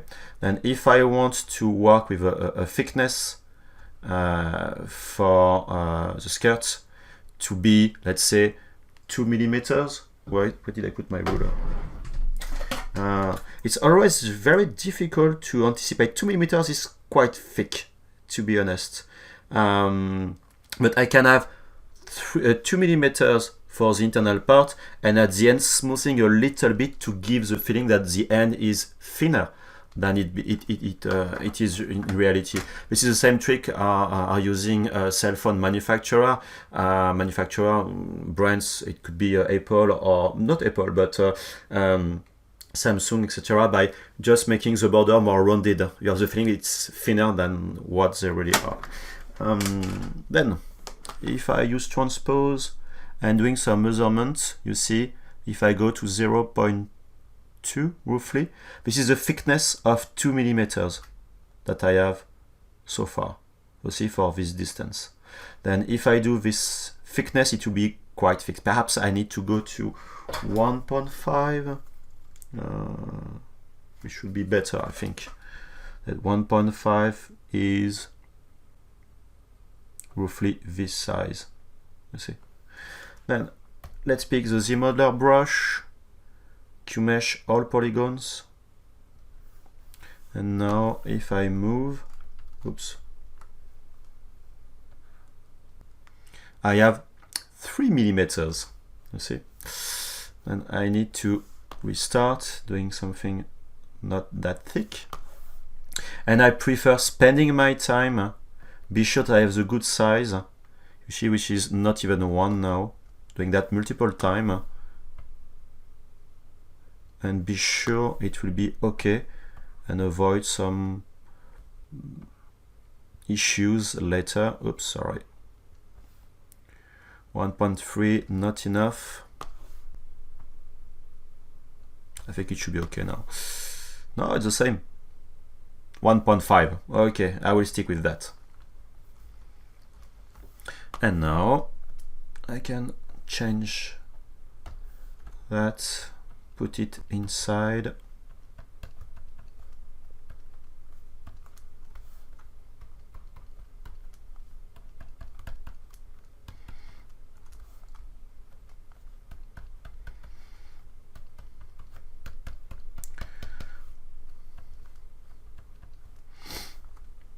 and I will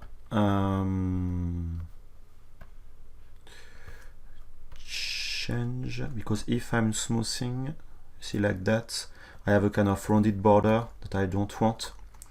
Let me just insert the Z-modeler, just an edge like that. It will bevel a little bit. Oops.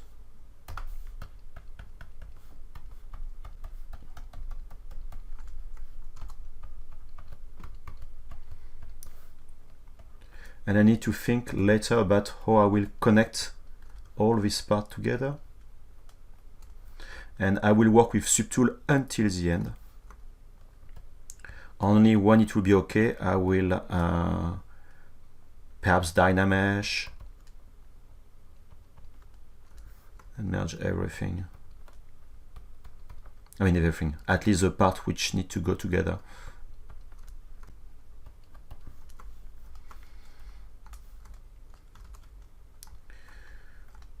Okay, it has been quite long to do this part, but at least so far it's okay. I may do the shoulder parts. I will do that later, I think. What time is it? Okay, I may go till midnight French time, which is 3 p.m. Pacific time, or perhaps a little bit later, I don't know yet.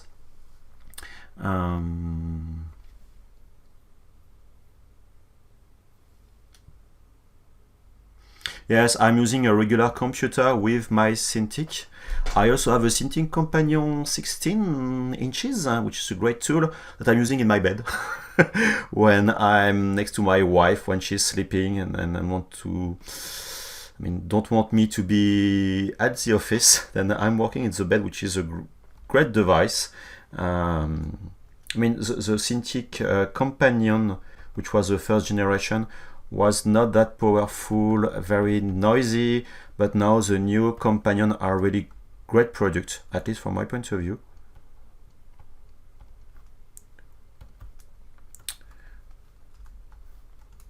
Okay. Then for the shoulders, let's go. I will start with a sphere again. Let's do it simple. Insert no retopology for that one. Manual retopology, it will be faster. Now of course my sphere is way bigger. Our small trick, when you are using transpose, you can start to draw, and while you are drawing, just tap once on the control key and then it will start to do the transformation. Just a trick. I'm drawing, tapping once control, and now I'm able to just scale. You can press the Alt key in transpose move mode on the mesh to just change the position. And now I'm ready to use my move brush.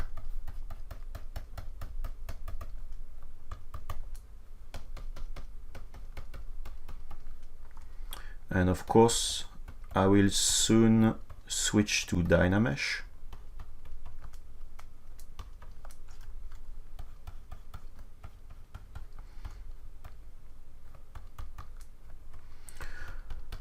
I need at least to connect to this part.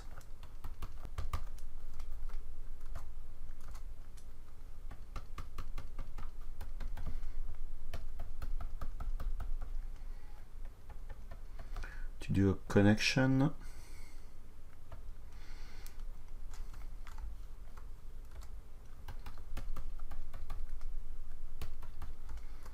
Okay, let me just start to DynaMesh. It will be better to sculpt and not deform. DynaMesh. And you see now my resolution at 128 is way lower than what it was before, just because I scaled down. And since I scale almost half of the size, I have half of the initial resolution. Then if I want to have the same resolution as before, I need to switch to perhaps 200, 250, 56. Let me just start to continue my deformations.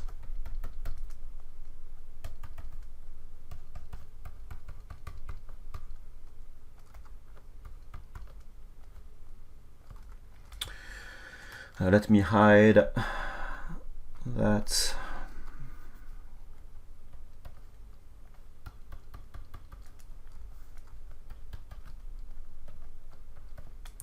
And probably I will split my model on this location, just here later, when I will do my 3D print. I may increase the resolution a little bit. It's a bit too low. Yes, save. Yeah. 256, I guess, will be better. Yeah.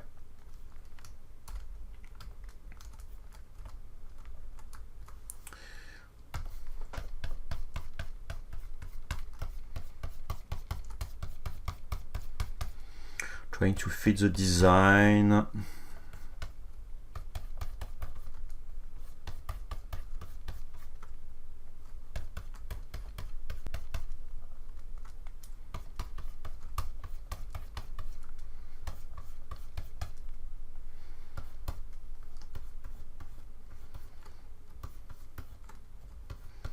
And I will do two parts, the one of the shoulder and the one for the arm.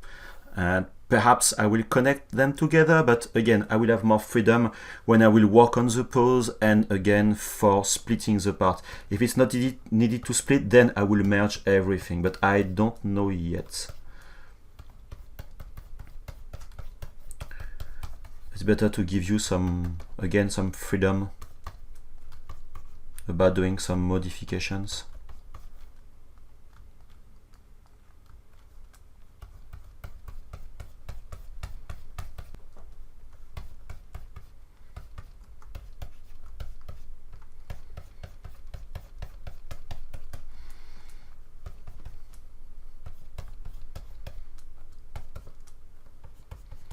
And I will probably change, of course, the shape of that when I will work on the pose. It's really basic for now, really rough. Let me remove the grid, which is for me useless.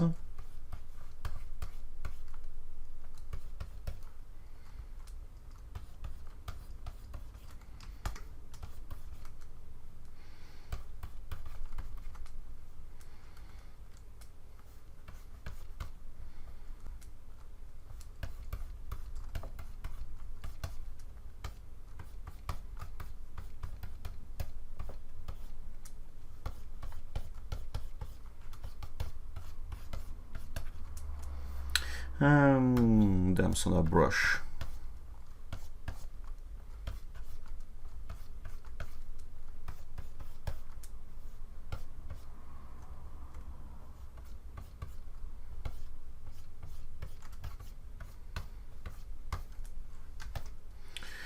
And if I ZRemesh that, no, let's wait a little bit.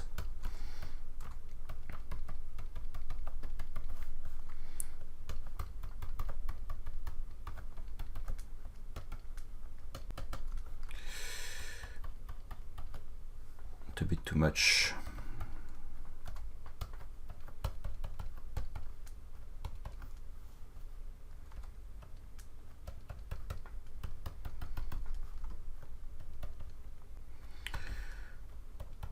Okay, and then now if I not yet, sorry.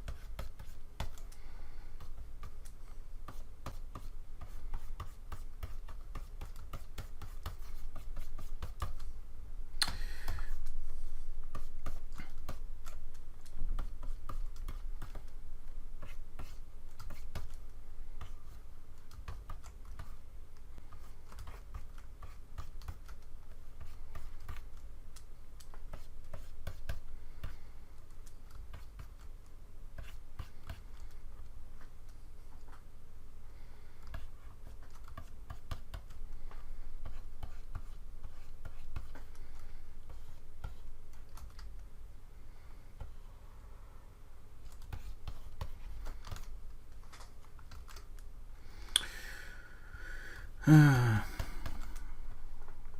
I said earlier, I'm not very good with all the folding stuff.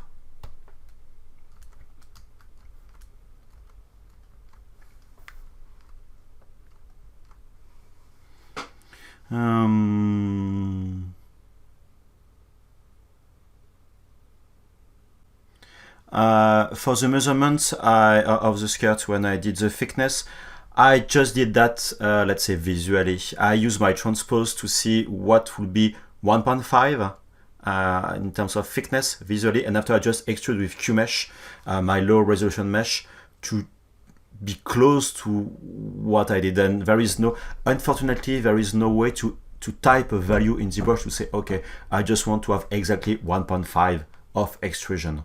There is very little features in ZBrush where you can input values. I mean, values to fit the real world. Most of them are just let's say internal values. An example is thickness when you want to hollow a model with DynaMesh, which is a great way to hollow your model for 3D printing.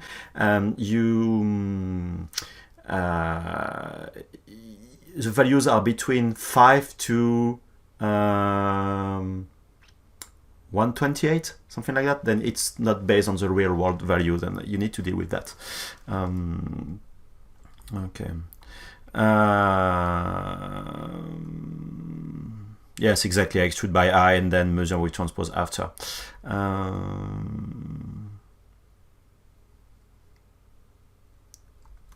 Yeah.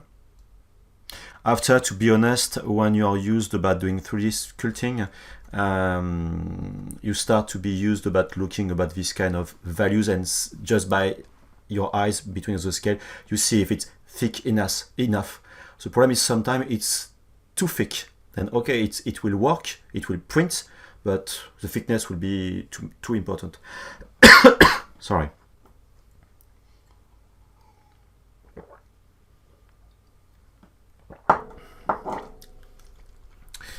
Okay, then let's ZRemesh again.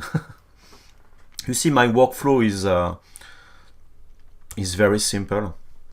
It's sort of how I will generate my base mesh, and after my base mesh will be done, how I will convert to something else, doing a retopology, and after doing all my subdivision levels. Okay, then I have that. I want to have the same model on the opposite. The problem is I have the bad habit of working on the negative side of the x-axis, which is on the other side. And if you want to use feature like mirror and weld, it will work from the positive to the negative. I need to mirror first on the other side, and after doing my mirror and weld. That's why I have mirror and weld, and just below my mirror, mirror and now mirror and weld. And I have my model in symmetry. Then if I want to refine, see, it's better like that.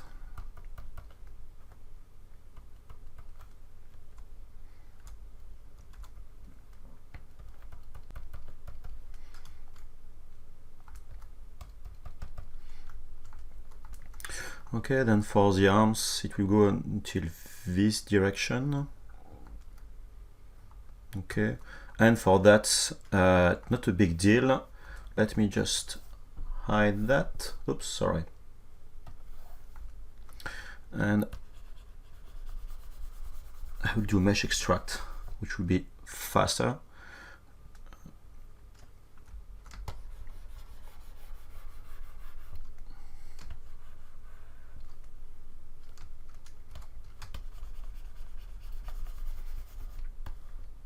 Oops.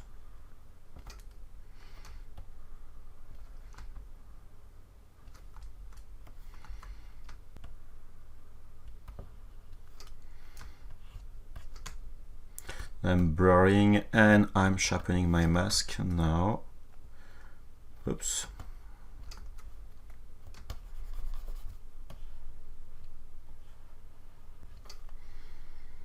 I did that for nothing. I think I'm too close from shoulders. Well, I could have used the lasso for that.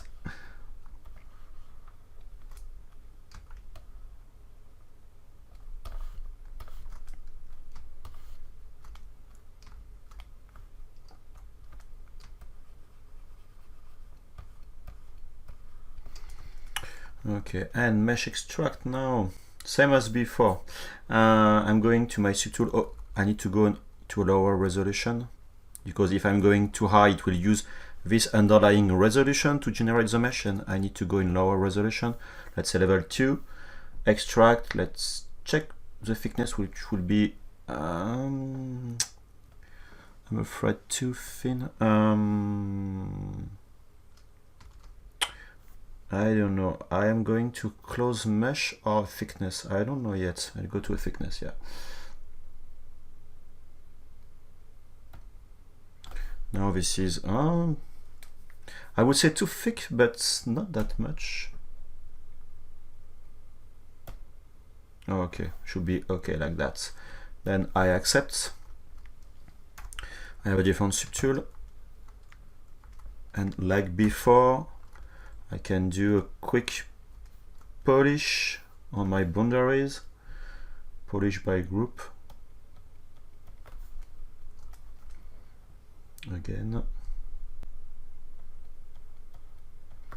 I don't want to polish too much because I will lose the shape of my arms anyway, which will be deformed by the model, but I want to keep something clean like that. I can bring back my model, and now I move brush. I could retopologize my model, but I don't have enough. I mean, I have enough polygon, not that much. I think it's okay like that.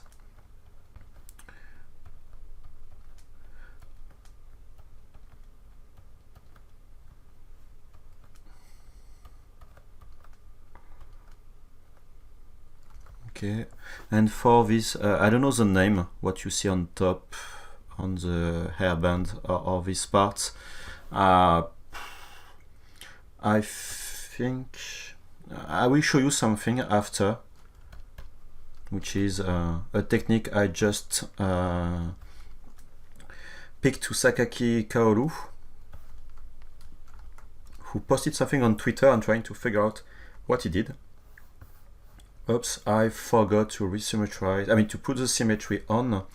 Then like before, I will mirror and weld and put my symmetry. This part.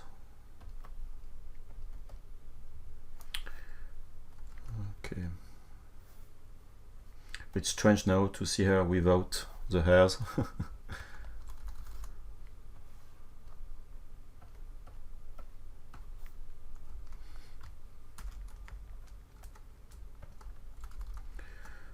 Okay. What I will do as well is, let me just bring back almost everything. Perhaps not the shoes, completely the shoes, but at least this part. For the legs and the tight, this part. Originally I just did this kind of shape here, but I will create a different mesh because I want later to split both parts together and having a better control to be what is below. Then I will, same thing, just mask everything. I will just unmask these parts which are not needed. There is no need to add extra polygons for nothing, they won't be visible anyway.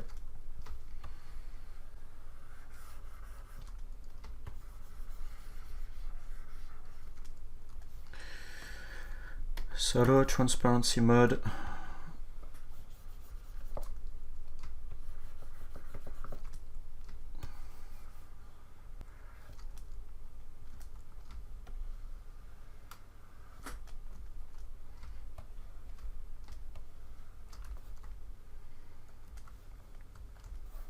Okay, and for that part I don't need to have a high thickness, because again this is a way to split later this part and this part together, then to connect this element to this one below. I could also split now the legs, but I know by experience that I prefer to have all the parts together and then, if needed, merging everything.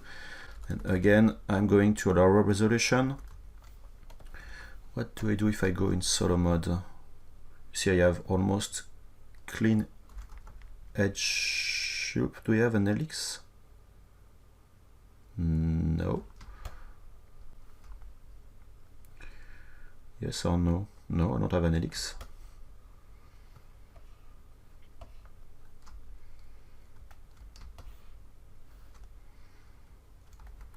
And if I do a mesh extract, what do I have now?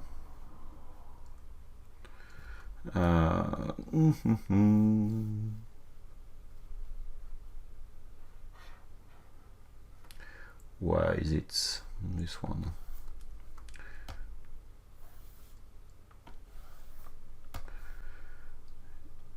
Front part is okay. Not the back parts. And to unmask, let me just switch to my mask lasso. Oops.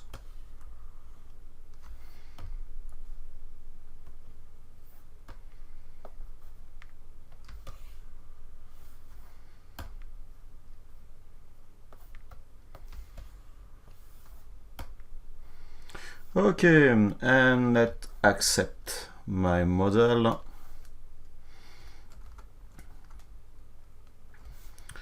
I didn't check but what I have below.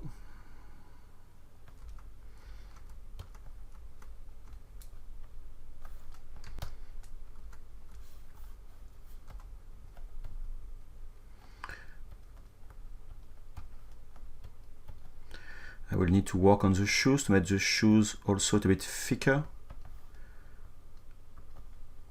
just to have a better boundary between both.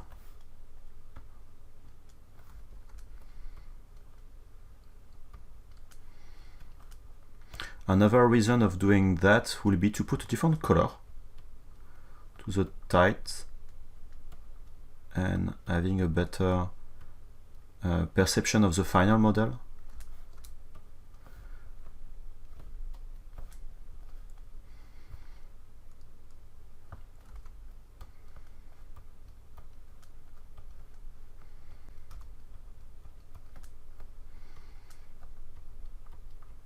And I don't care if I have some parts which are just, I don't want to say that, to cross together. It's not a big deal. Since later I will at the end the final mesh, DynaMesh everything.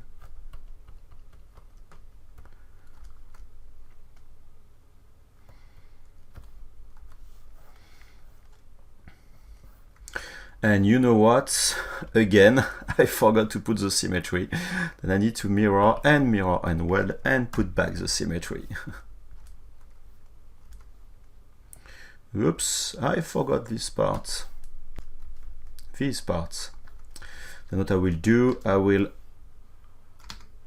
hide that and doing a delete hidden. And now it should be okay.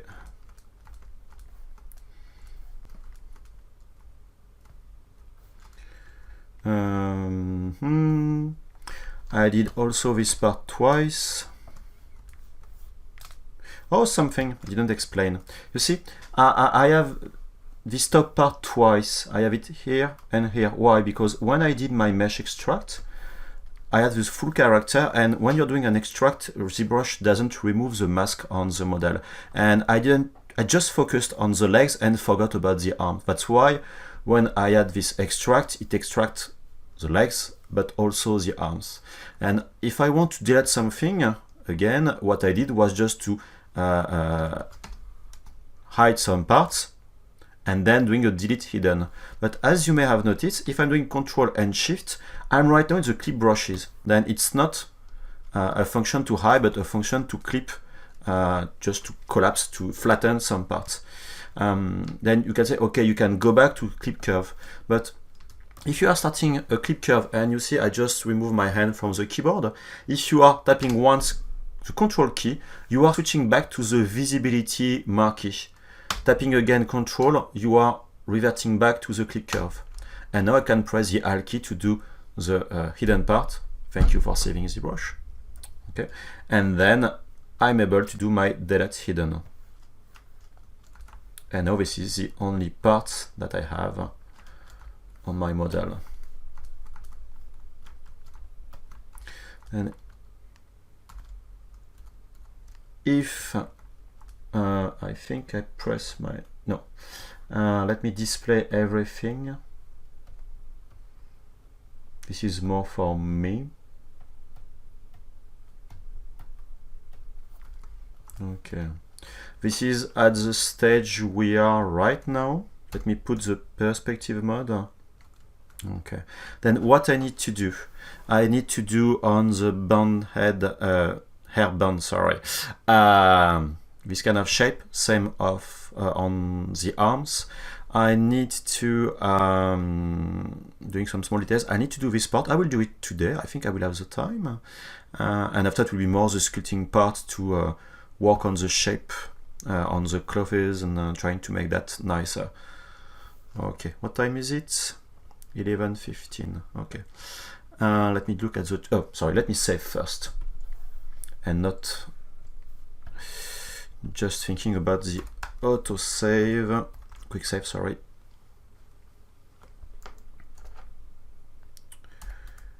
Okay. Let me look at the chat because I didn't really look recently at the chat.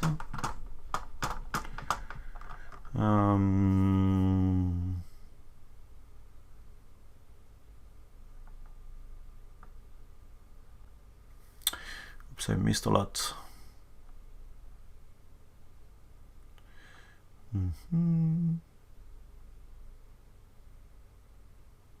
Yes, you can define for transpose all type of units. Right now I'm with no units, but I could switch to preference, transpose units, and you can set the units.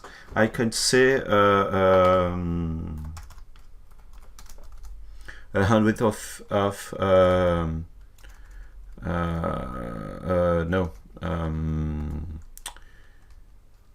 divide by 100 millimeters or whatever the size that you want to do. I can put X. And now you see when I'm doing my measurement, oops, between this one to this one, okay, this is 3.21 multiplied, sorry, by 100 millimeters. And then you have your size, you see. Then this is the idea behind transpose units. Not happy with that. Anyway, okay.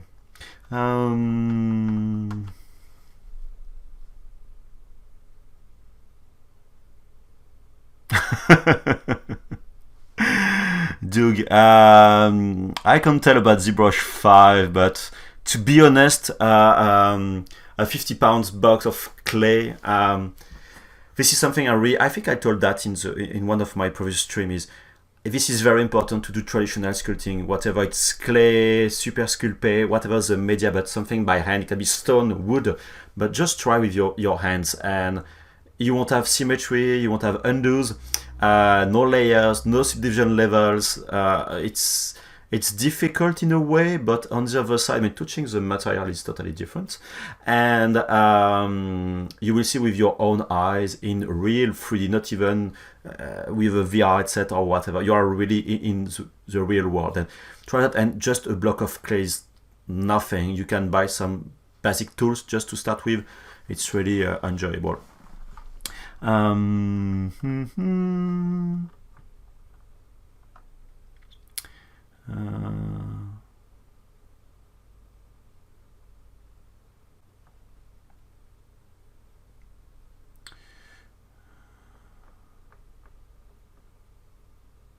Yes, Tringle, I don't know. Yes, this is from Tim Lochner. This is his illustration, and he gave me his agreement to work on that. Yeah, sometimes I'm in the Z zone. Yes, exactly, I'm in the zone. And yeah, it's not very easy to discuss at the same time. I mean, talking and sculpting, and also talking not in my own language. It's not the same in French for me. In terms just of, for this material, this polyskin, just look at the first video in YouTube. Let me just copy past the playlist. I think this one, I give the link on my website for the material I'm using. Okay, just copy past the link. Okay, let's continue. Yes, I think I will do that part now. Yep. And I think again I will start with a basic shape and I will do some retopology. I have the big knot on the back to sculpt as well. I think I will do the rose the next time, I don't know, perhaps today. And you see there is a lot of small details on this part. Same on the panty. Then I will refine again and again anyway.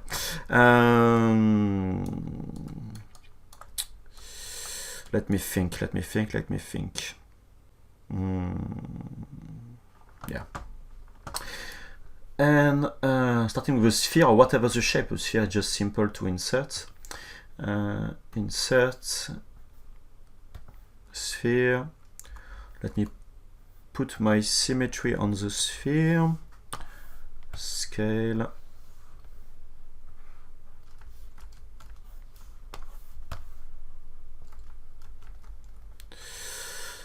And move brush.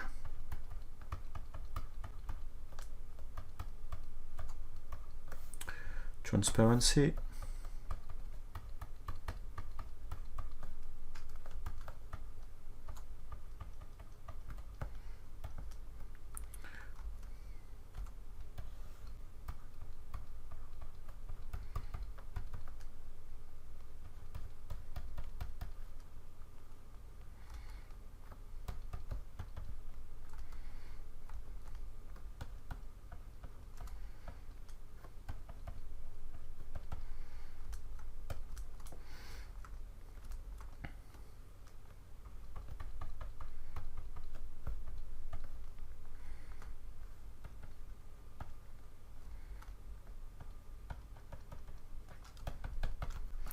And DynaMesh, nothing new. I will switch directly to 255, roughly,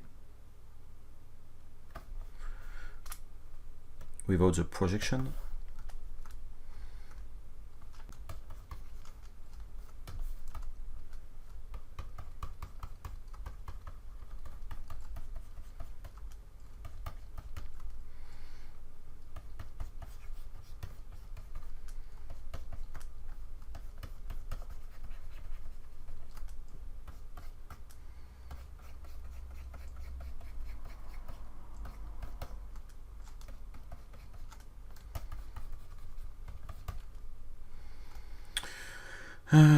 Go more up.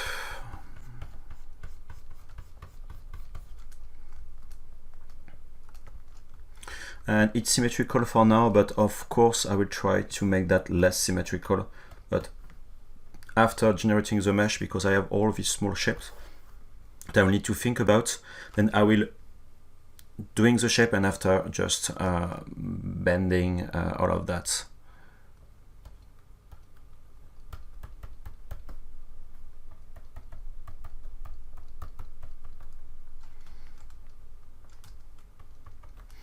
It looks really weird like that. Give a duck face. Give a duck face feeling.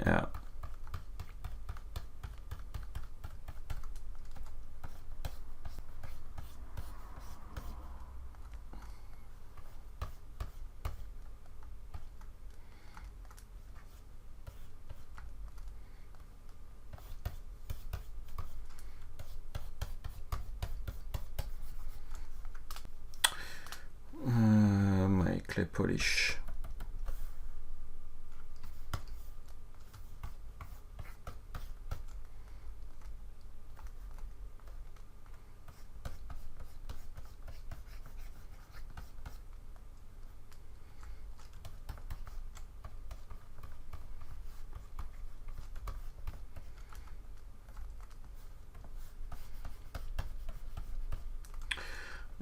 Why it's not symmetrical? Ah, because my underlying mesh is not symmetrical. I forgot about that. Anyway, I will fix later.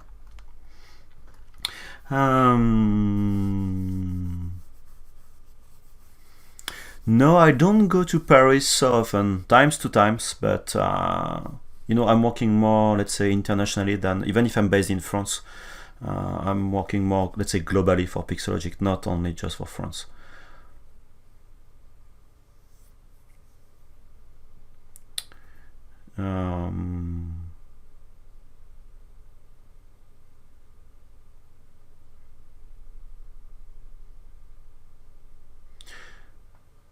Yeah, I won't. Oh.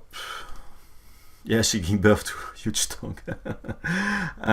Okay, now that I have that, I can do my, like before, same process. My topology brush so far.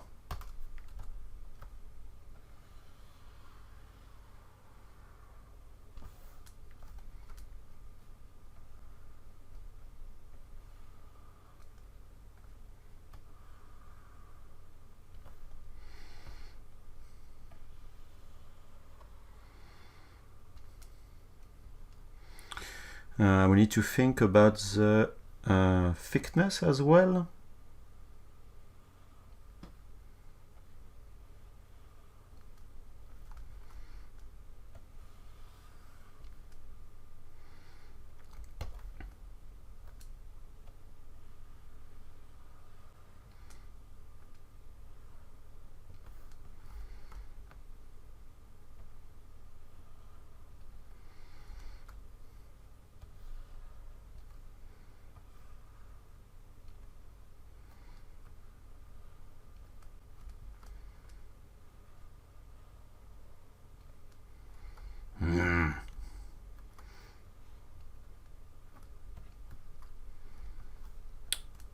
Done.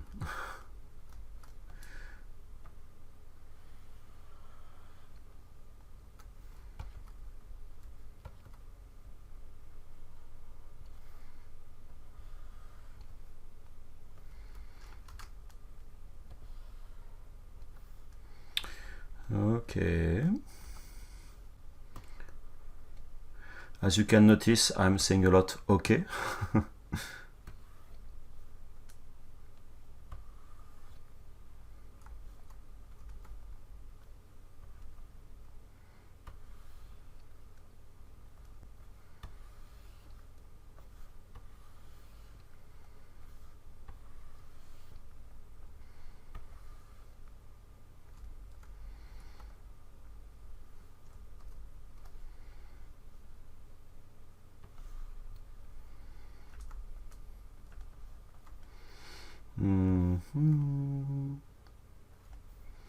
Let's go with that for now.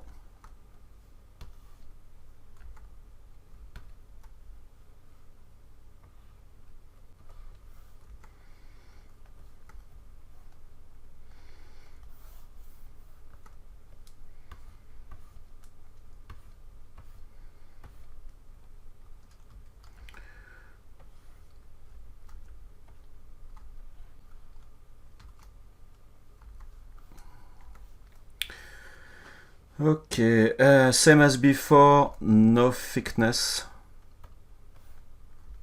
That's. I'm splitting my model, split unmasked points. I can remove that one. Oh, let me just wait a little bit. Switch to double side mode.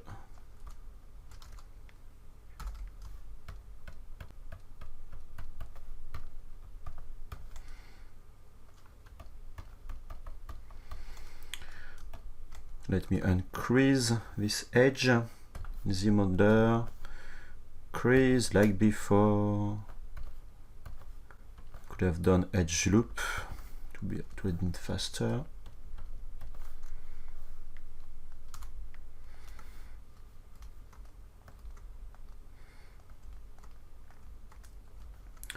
And now I can switch to my move brush and refining.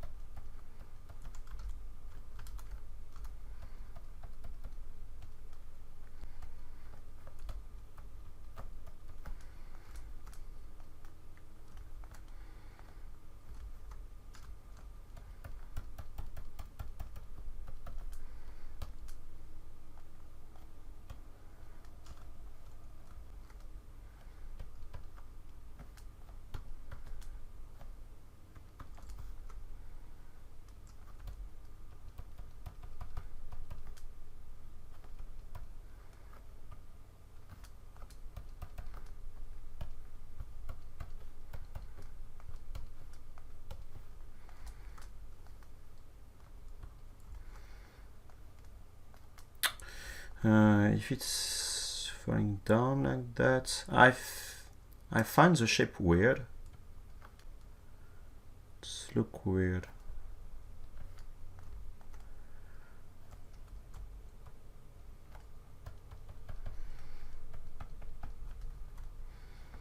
I think with the fall it will be better, but it looks strange.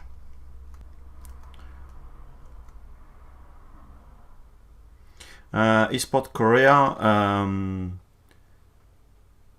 this is what you're mentioning is what it is. In fact, a tablet that I'm using right now, just a screen with a tablet inside. It's not a full computer. It's plugged to my computer as a screen. I have a computer with 3 screens, 2 27-inch screen and the Cintiq, and I'm just switching between screens like regular multiple screens.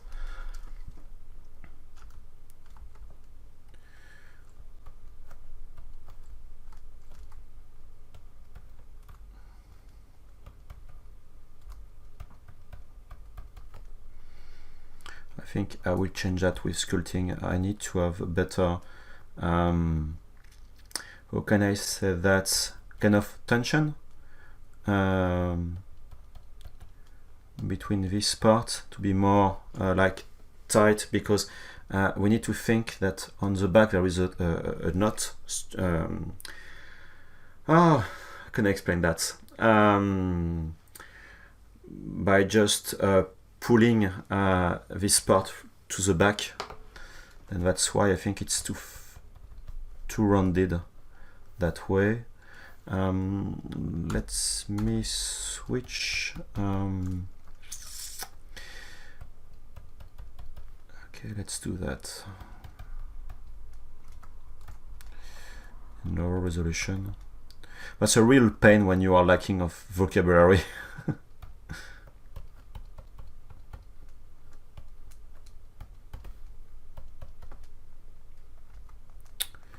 And edge loop is missing.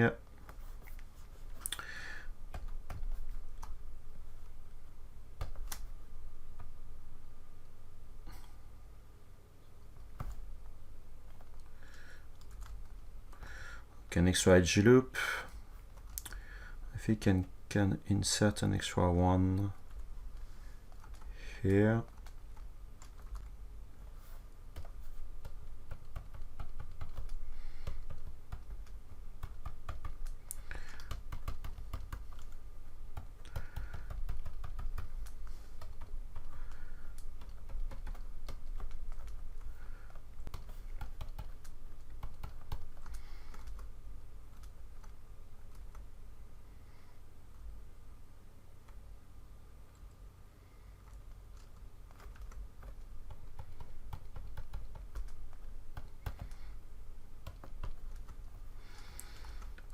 Okay, let's keep that for now. Oh no, let's clean this mess.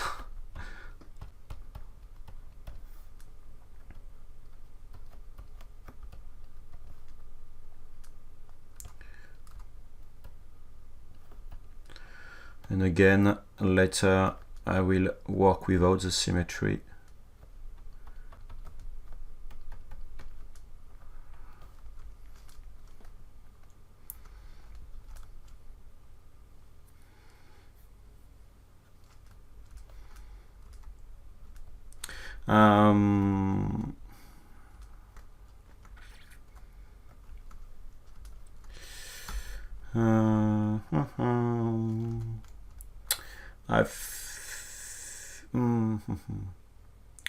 Do I do my thickness now or not?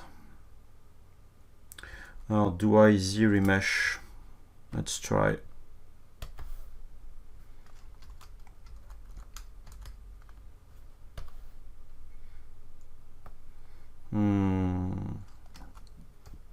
I will just keep that like this. I will do my thickness now. Perhaps it's a mistake, I'm not very sure if I need to do it now, but well, let's do it. Like before, the modeler for all the polygons. And let's do some measurement. 1.1, which is too thin.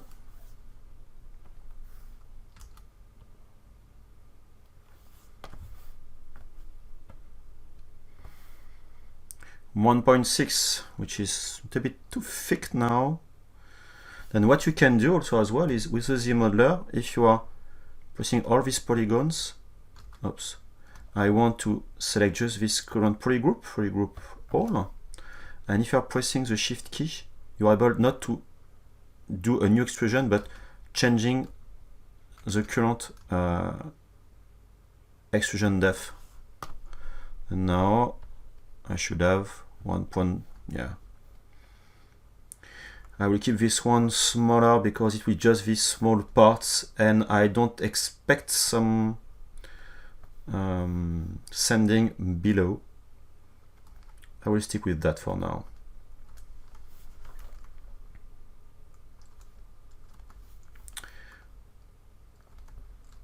That. Let me insert an edge loop here and here, and let's remove the creasing. Uncrease all. Let's do that quickly. Geometry, crease, uncrease all. Okay.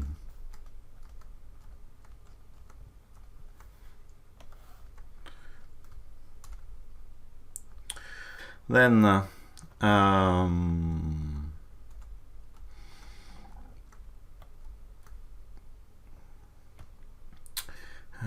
my damn standard brush.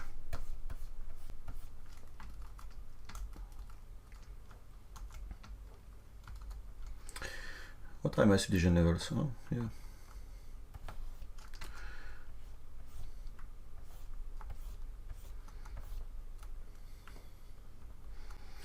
Need to remove my symmetry anyway after.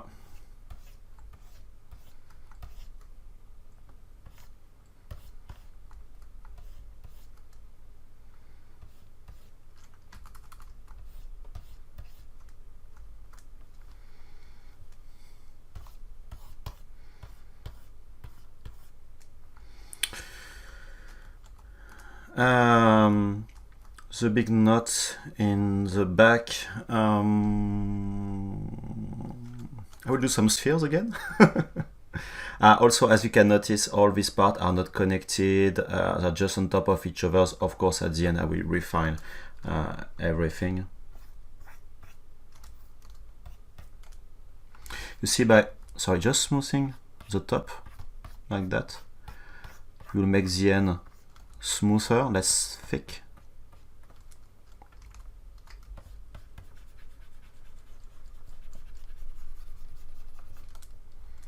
It's a way to give a kind of pinch effect and visually reducing the thickness of the model.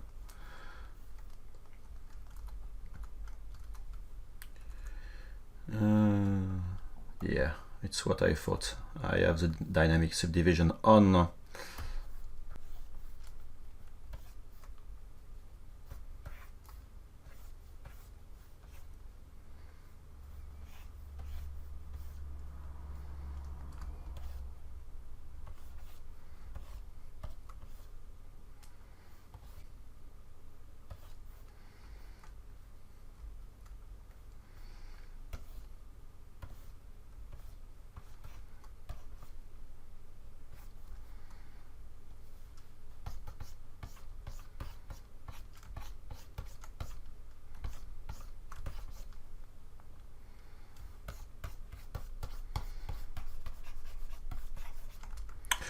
Anyway, let's work on that later. Yes, I said the big knot on the back. For that, I'll do the same process as before. Let's insert some sphere. Oops, Thomas, insert is here.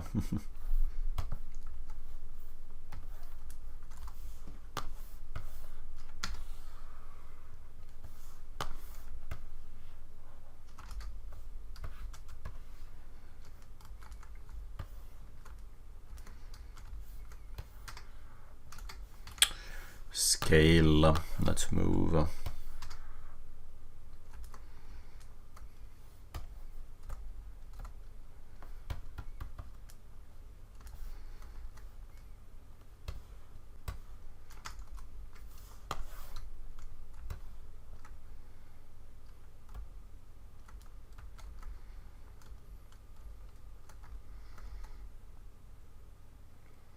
Bow or bow tie, thank you very much. Bow tie, I will try to remind, to just memorize that. Please help my vocabulary.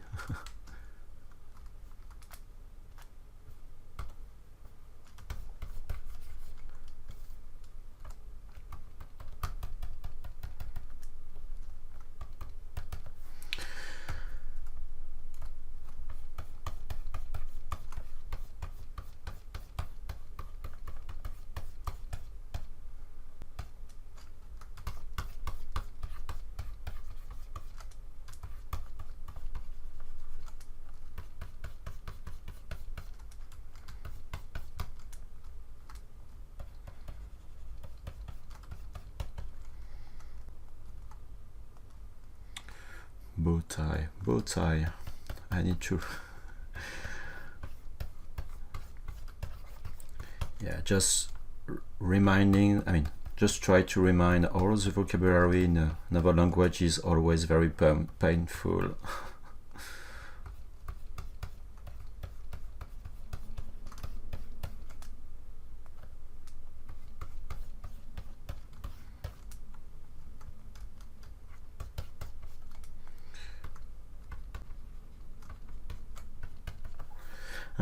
When you are working with models which are overlapping to with other models, you need to consider that all of these other models are working as a mask on the model, and it's very difficult to sculpt on this area because you see this part visually, of course, is masking the view on the internal parts, but also is protecting like a mask. Then if you want to work easily in that mode, switch to transparency.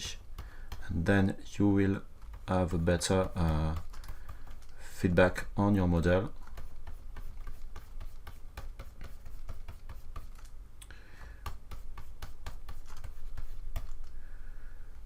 That way.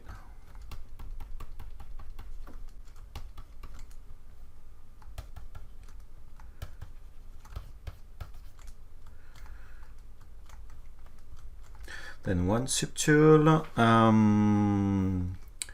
will do the big knot like that, and again I will insert a sphere, nothing new, or I can even duplicate that one, move without the symmetry, I can rotate it, switch to move mode and stretching like that.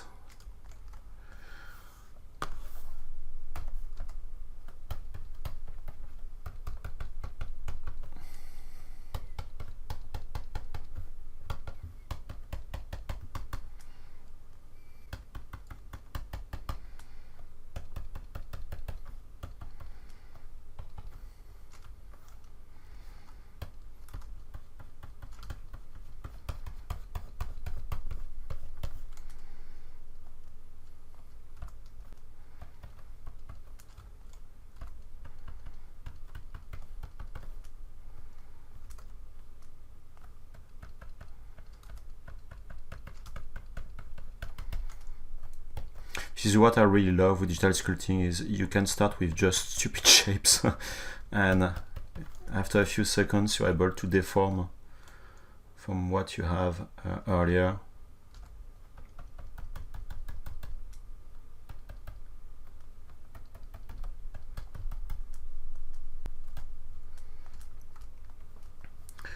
Damn standard brush.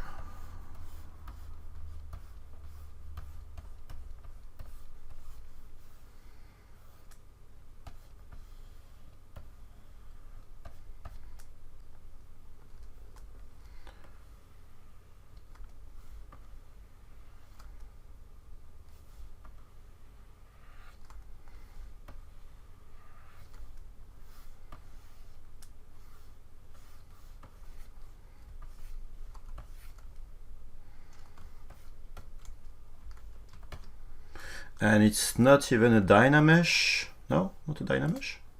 Not a DynaMesh.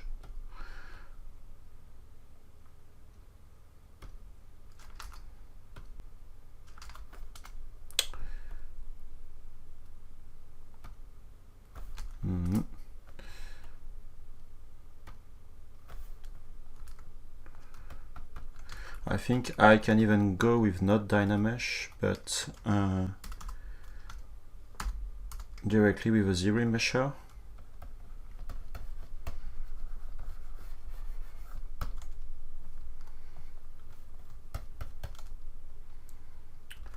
Let me remove the transparency because I want to be sure that I don't overlap something.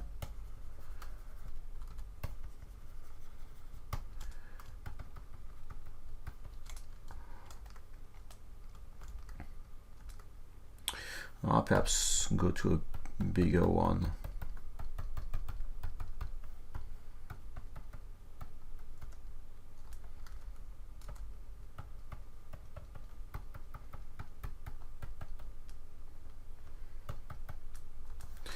And let me solo it because I don't see the back.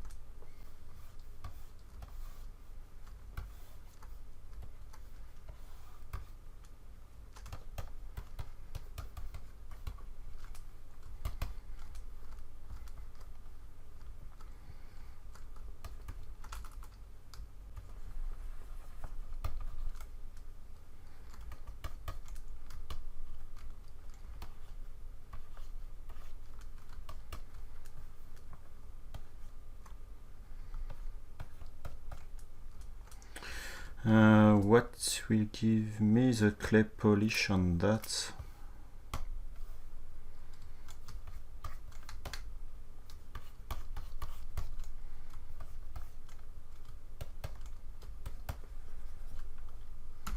Okay, what I will do is, you see I have this kind of large pinch which are generated by the sphere, the pole of the sphere, I guess. Then let's do my ZRemesher.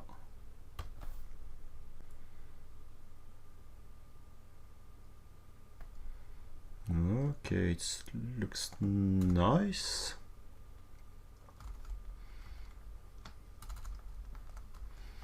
At least for now.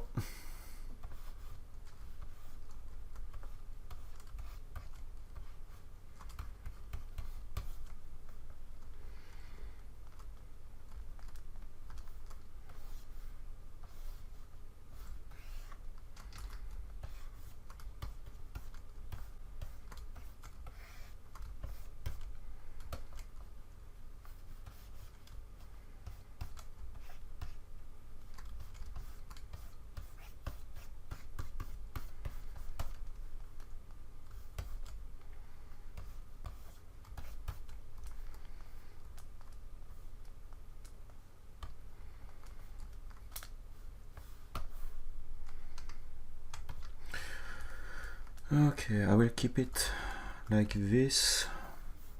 I will delete my lower and higher subdivision levels, and I will do a mirror and world. I will go back to solo mode. This one also as well, I will do a quick retopology. I can subdivide.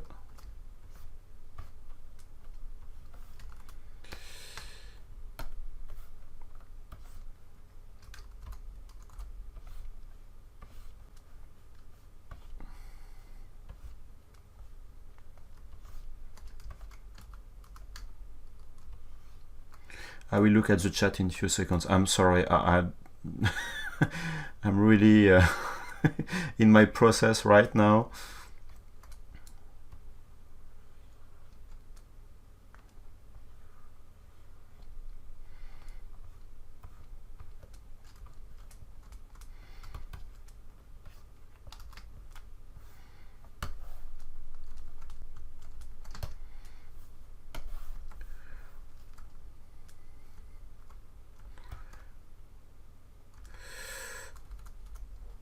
Shift D. I can reconstruct my subdivision levels. As you noticed before, I delete my lower levels of subdivision, because if you want to use some function in ZBrush, it won't work with subdivision levels. Then if I'm killing my subdivision levels, the lowest one, I'm able later to reconstruct my subdivision levels, because the internal structure is still the same. It's based on a smoothing.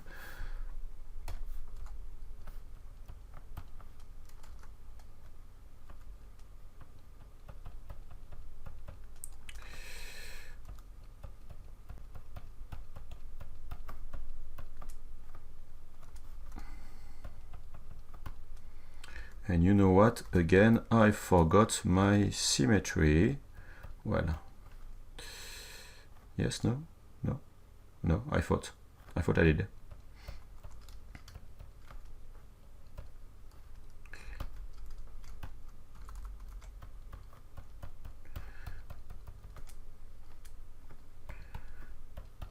I think I forgot it, yeah.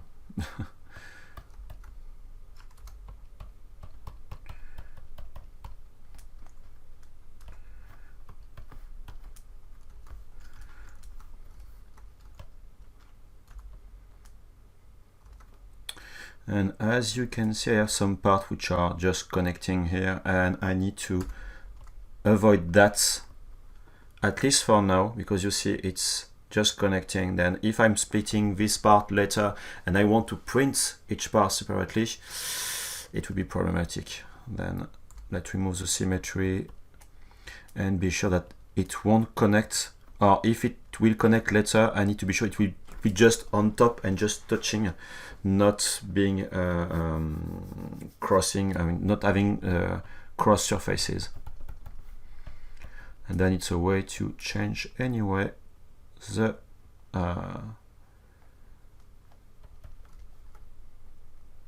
symmetry a little bit. You also have some parts which are, of course, attaching and flowing. I don't see them, but I guess there is some part of the tie knot which are on the back.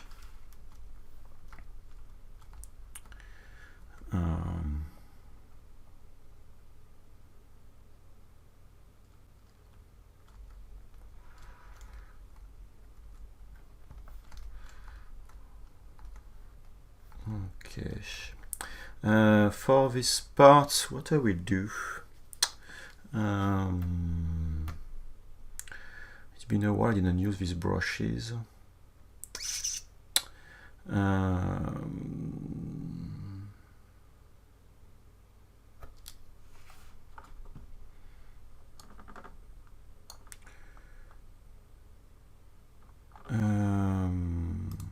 Let me try this brush. It's been a while.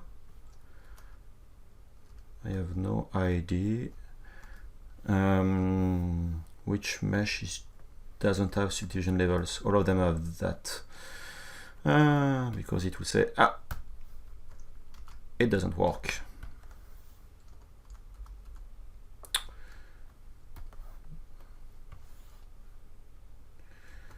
I think I will use this brush. It's been a while I didn't use it.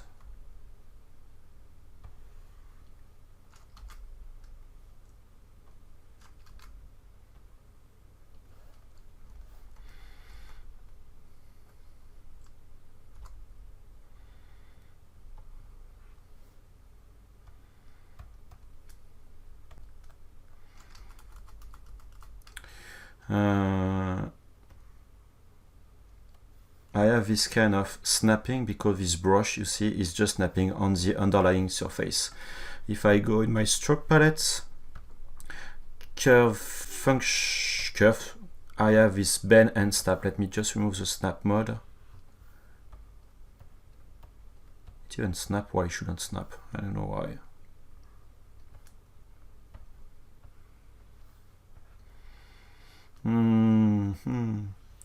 I'm not sure it's a good idea. Let me just bring back the stroke palette. Let me log the start.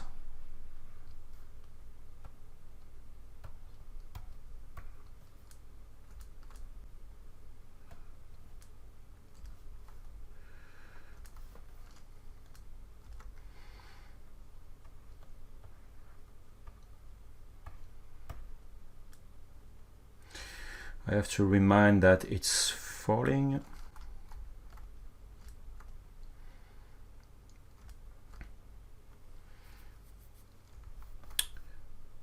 Let me just...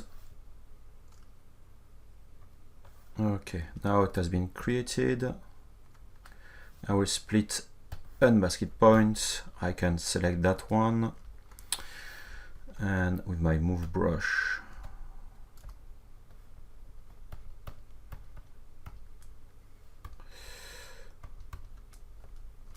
change the shape slightly.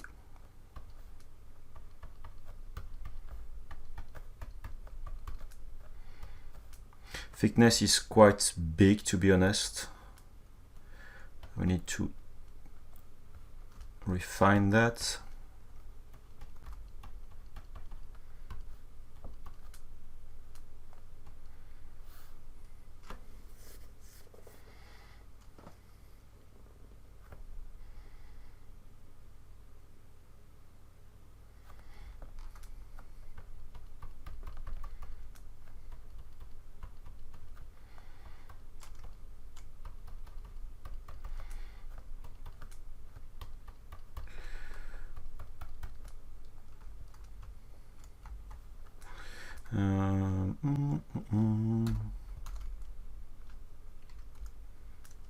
You see now with some smoothing the result I have, which is nicer that way.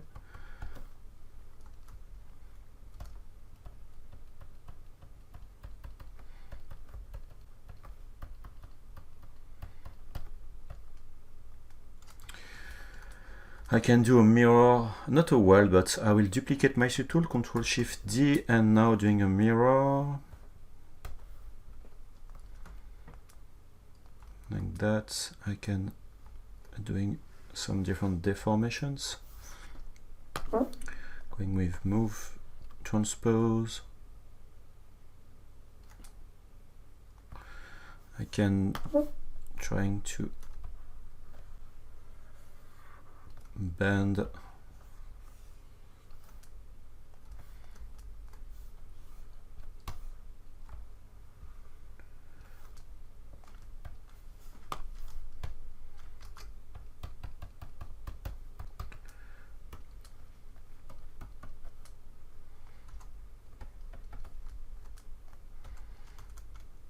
whoops.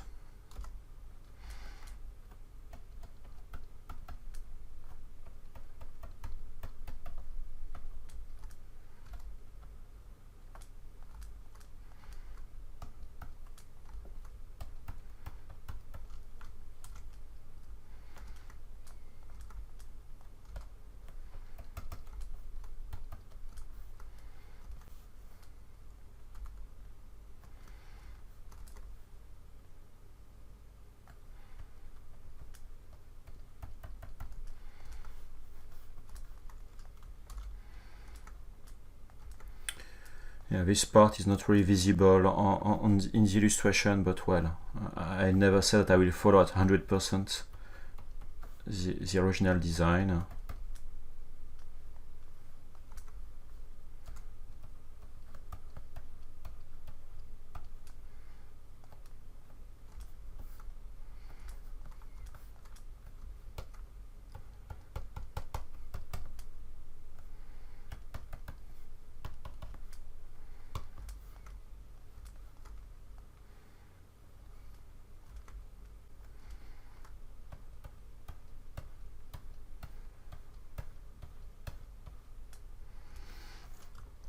I'm trying to think about how I will work on these parts later. I mean, for 3D printing, I think it will be important to have the knot being in multiple parts, and then after just plugged on this area. I think I need to have this part separately plugged inside, this one inside, the other one below. I don't know yet, but I think this part will be a little bit problematic, not to print, but just to be sure about the assembly of what I will do after. Okay. Then let's save.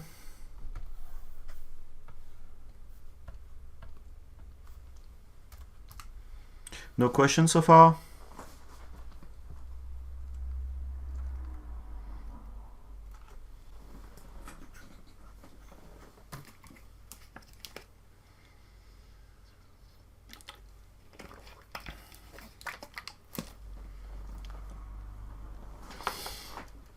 Then what I will do next,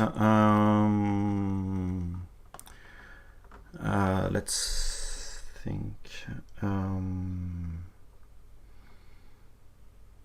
because I'm close to be done with all the main parts. I think I will do these small parts here and this one. And after I will start, not today, but for the next time, starting to work with the pose and then refining the sculpting. At least I will do the sculpt on the part which are symmetrical as much as possible to avoid doing everything later, I mean twice. I will do some stitching and things like that on the arms and legs, and after I will refine as soon as I will be done with the pose.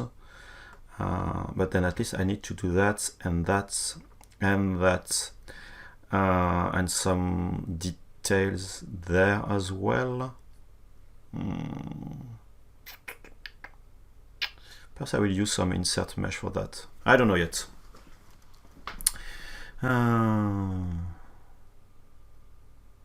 Okay, no questions in the chat.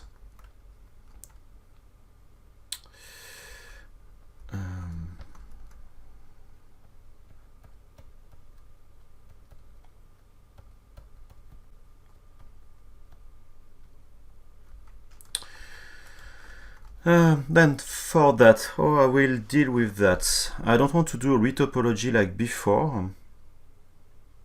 Let me show you a trick. I don't know if I will use it. Perhaps I will use it. Let me see if I can load the tool. Yeah. What I want to do is something like that. You see? Let me put some smoothing. This is what I want to do on this area. Then I can just duplicate what I did, which would be faster. To do that, I use a simple shape. Do I have my brush? Let me load a brush. I think I need to load it.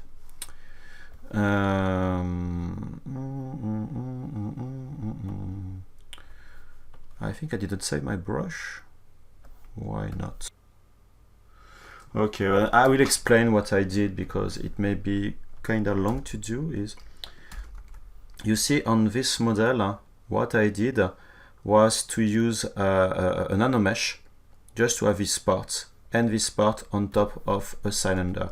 If you want to see what I did, let's just redo that. I use a topology brush. Where is my topology brush?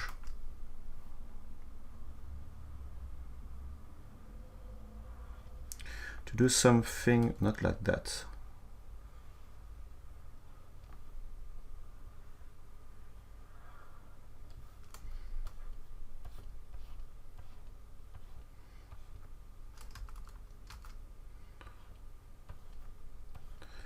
I just created a shape like this one.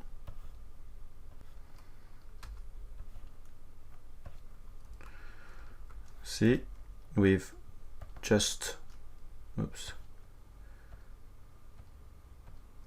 come on, with no thickness, after I use my move brush just slightly to refine the shape.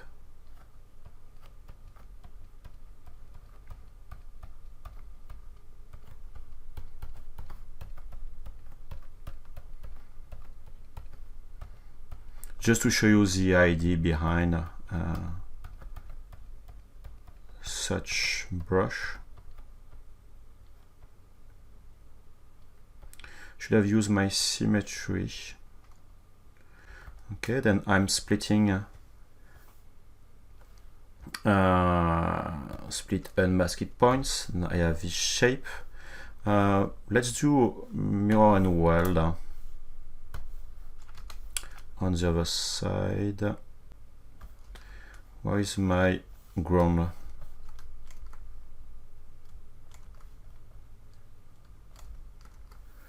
Why my mirror and weld is doing something negative? It's not the good axis. Okay, that way.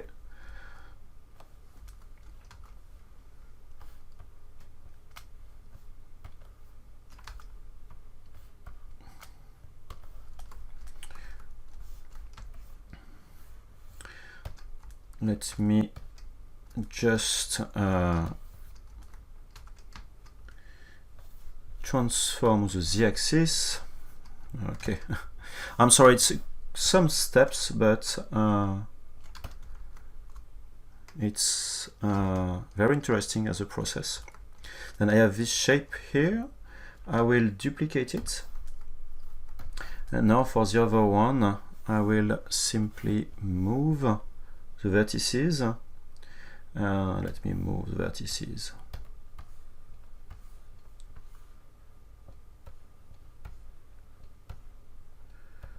Like that.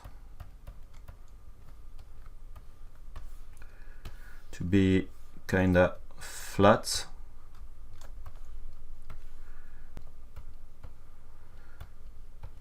And if you want to line everything, you do your mask, move.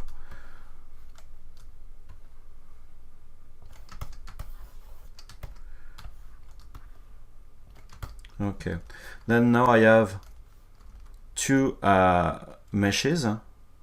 Let me just doing the same thing like that. This one and this one, and the idea is to connect both of them with a bridge together. Then you just need to create a new multi-mesh brush. Then brush, I'm creating an insert mesh, then a new brush, which is this one. I will create a new insert mesh with the second mesh, and I will append to the old one. Now if I'm using this brush, I'm pressing the M key, I have both shapes. Then the idea is to convert this brush to a NanoMesh brush. And on this model, this one, let me hide that, I can insert a NanoMesh on polygroup all. You see, like that. Okay. I can switch to the other side and selecting with my M key this shape.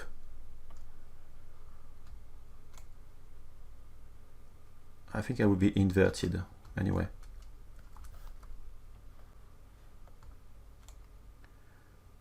like that. Because these are NanoMesh, I'm able to go in the NanoMesh palette. This is the current index. I have two index to select the one I want, like this one. My rotation, let's say I want minus 90, like that, it's well aligned. You can choose if you want to fit, fill, etc. your model. And let's say I want to fill another size at 1, and I want to rotate to 80 degrees. For the other index, the idea, of course, is to use that on a different shape, which can be just around the band, the hair band, or around that one. Okay. For the other index, I can change. You see the index. I want to give 0 for this one, and this one more just below. I want a size of 1, and I want to not more fit.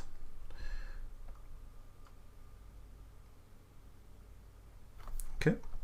Then as soon as I have that, I can say, okay, what I want to do is to convert one to mesh, this one to the mesh, and the other one to the mesh. Now I have all these items. I just need to hide that, and that.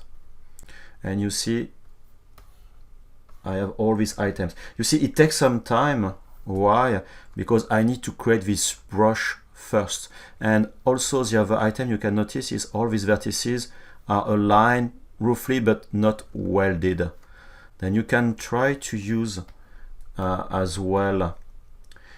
Sorry, this is done quickly, but if you want to do a lot of maids and to do this kind of patterns, it's worth the time to build your own brush, sorry, and then trying to refine all of that. Sorry, I can go in my modify topology, and you have the weld distance. Oh, okay, so I need to delete hidden. You see, I'm welding now. This points has been welded, not all of them. Okay, now it's better. Okay, now everything has been welded. I can increase everything, increase all, and then with the Z modeler, I can select the bridge, 2 holes, and now click first one, second one, and you see that the bridge has been created in between. You can change, of course, the number of iterations in between. Let me just do the same thing for the other side. 1, 2, and it's done. Okay. Then you can say, okay, this one I want to remove some edges. Then insert. Let me remove this one and this one, and you smooth, and you have your kind of shapes like that. You see? Then yeah, it takes some time again to prepare the brush, because what's the best thing to do is to create multiple patterns to go around like that, to be sure that everything will be aligned, because you see I did that quickly, then vertices were not really aligned together, but after you just need to have just a front part, a back part. You use a NanoMesh, you convert to mesh, you bridge together, and it can be really fast to do this kind of shape. Then the idea is to use this one that I did earlier, and we use it for all these parts together. Then I can copy this subtool. I go back to my model,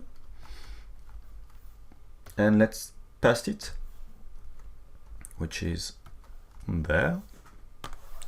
Let me duplicate it, because I will keep it for the hairs, I guess. Duplicate and hiding the other. Let's go on this side this time, and let's scale.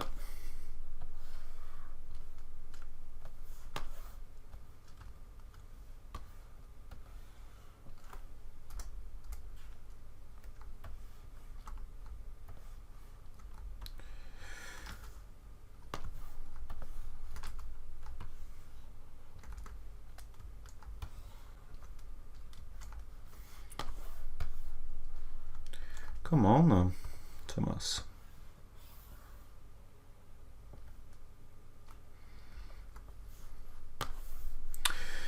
And as you can imagine, I will change the proportions.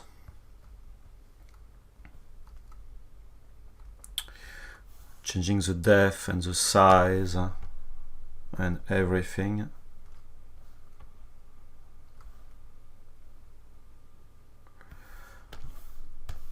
But first I need to find the good position.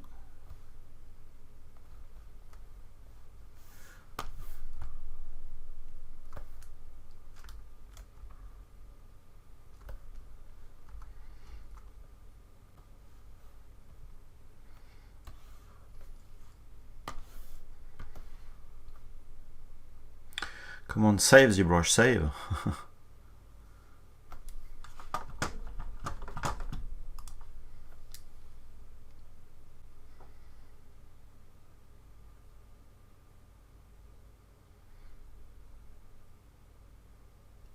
To be honest, I didn't invent the wheel with this technique. Again, this is a technique that Sakaki Kaoru posted, not the how to, just the results, but with the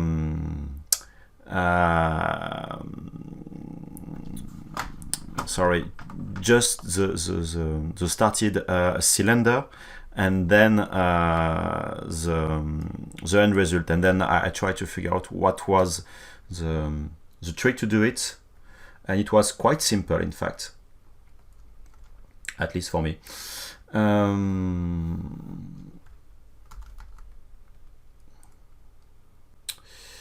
Let me change that.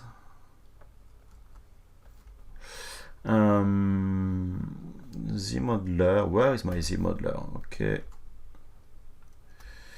QMesh, polygroups, all.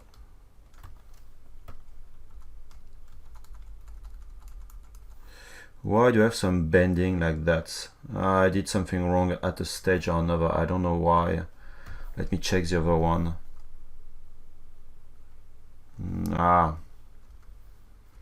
don't know what I did wrong. Yeah, for the last one. Let me do something first.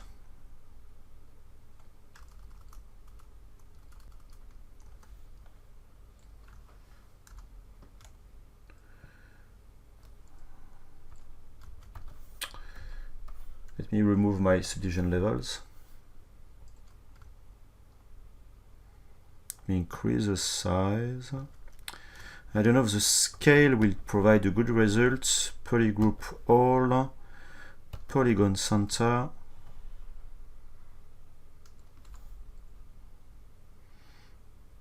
You see, this kind of bended topology is not good at all for 3D printing, because you have polygons which are crossing each other's. But at the end, that's why I will convert to DynaMesh, because DynaMesh will do just a kind of global envelope volume, which will fix this kind of issue. And you need to be very careful with this kind of deformations.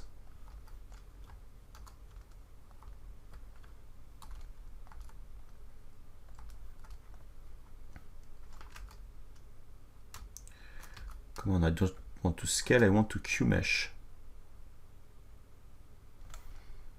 Just want to make that bigger.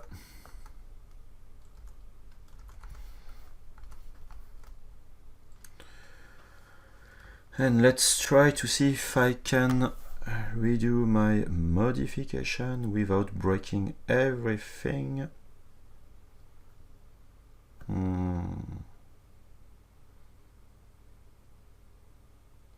Which side do I flip that? Sorry, I'm speaking to myself, I'm not mad.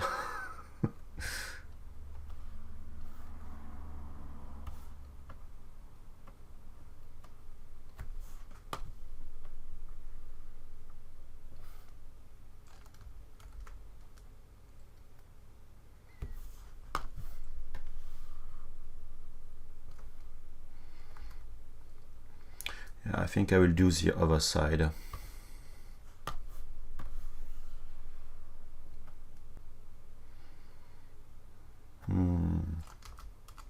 I'm not sure,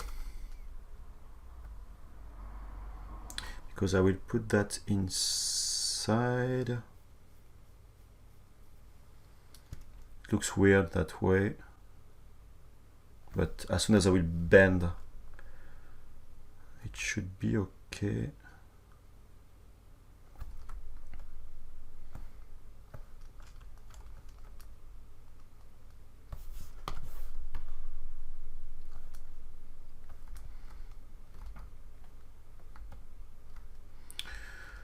Okay, now let's use my move brush, a very large radius.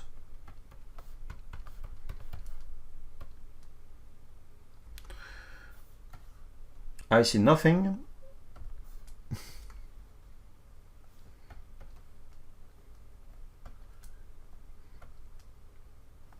What is your opinion? This side, or let's flip on the other side?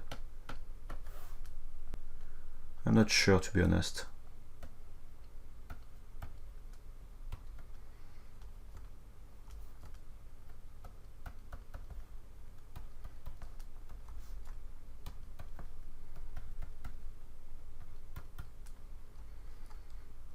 I think I will go with the other direction, because it should be more facing forward,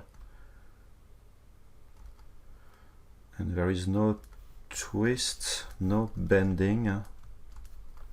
I don't know if we have a deformer which is able to rotate everything. Do we have something which is able to do that in the deformers? That's a good question. Then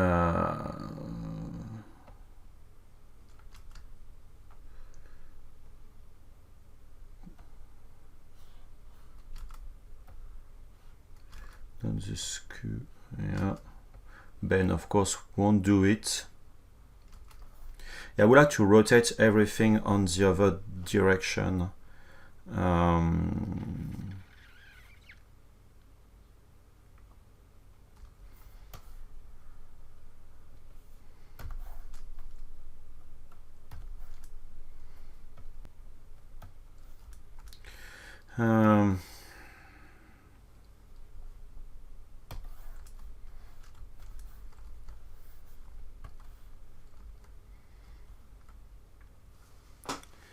I don't want to do that in Marvelous Designer.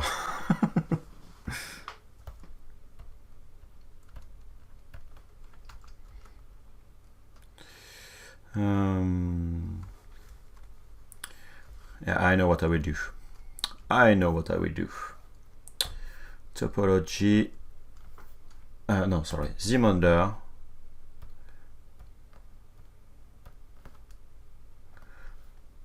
And now let me isolate. Okay. Well, no. Sorry, I'm trying to think at the same time.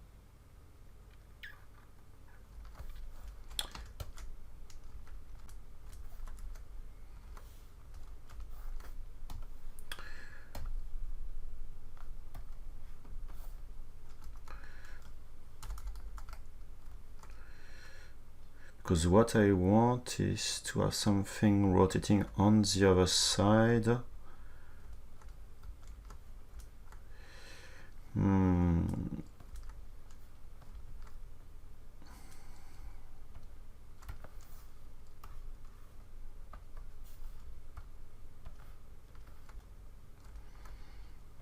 I really want to rotate everything like that to face more the top of the model.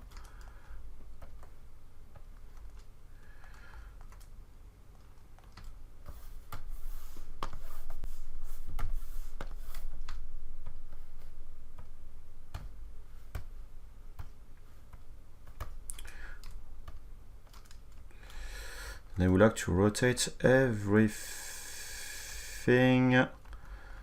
Then if I do my transform, activate symmetry, radial symmetry, I have perhaps 12 on 1, 2, no. 16. Yep. I have no idea. Let's try.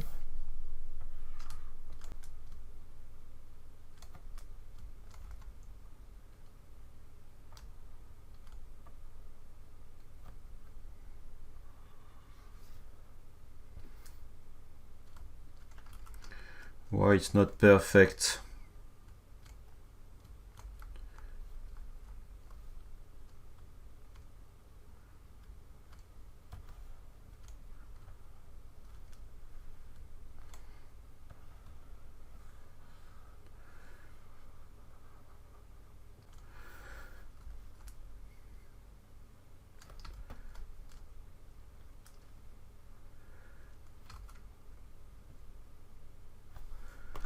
Move.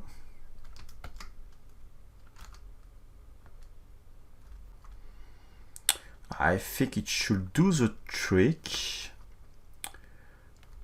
I just need to scale a little bit this edge loop.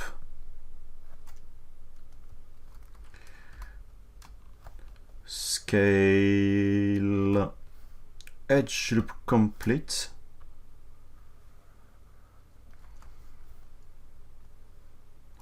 And I think it will be nicer that way.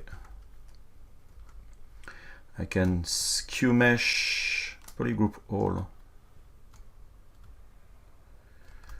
Why I can't move that forward? Okay. I can bring back the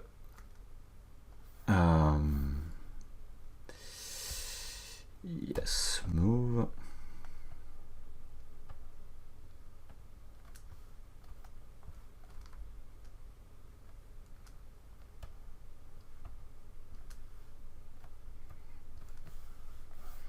Well, it's not very productive at this stage, but I'm able to fix my model, do what I want to do, which is for me the most important thing.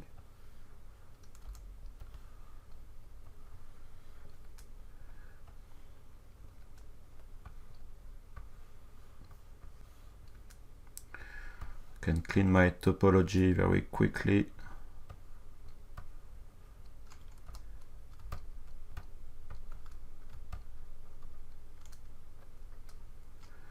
I don't know what I do.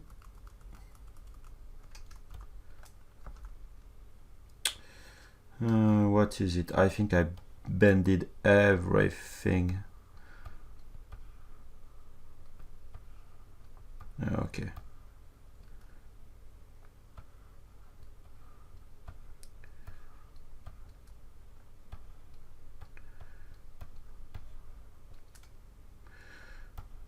Okay, fix for this one at least.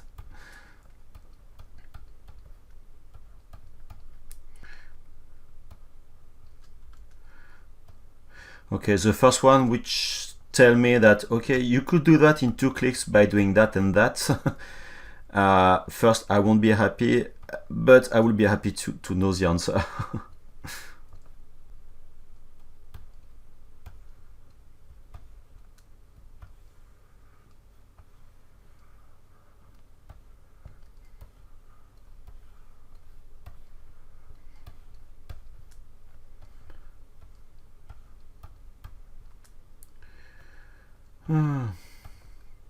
Sorry, I have no idea about what is happening in the chat right now.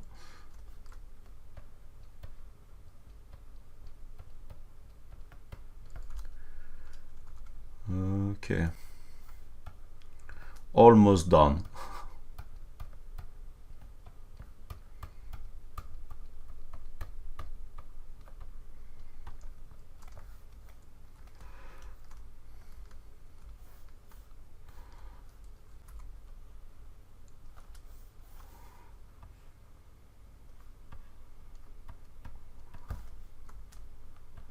I don't know why the radial symmetry didn't work. Let me check quickly.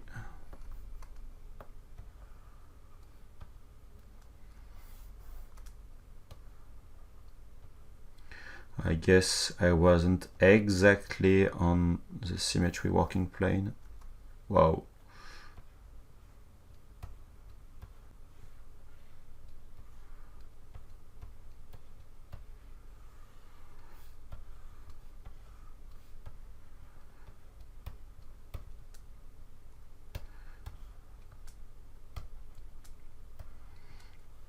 Unfortunately, there is no smart resim with the radial symmetry, which is too bad.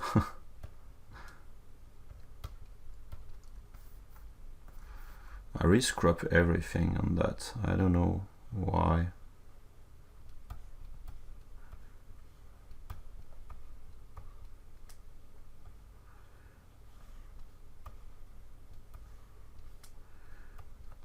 This vertices seems to be kind of connected, because when I'm moving one, the other is moving as well, at least slightly.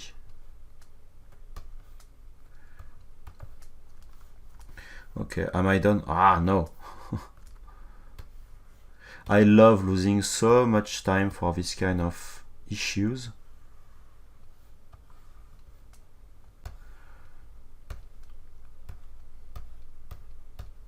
Always building the roof shape is quite fast and easy, and all the small details takes quite some time.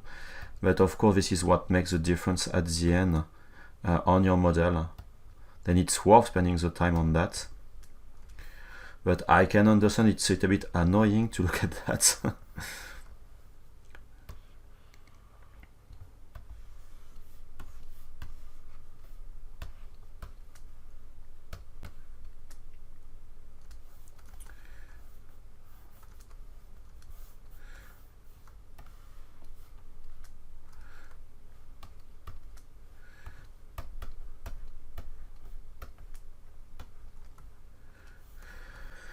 Last one, no. How many of them? Ah, 2 and I'm done. Sorry for make you waiting.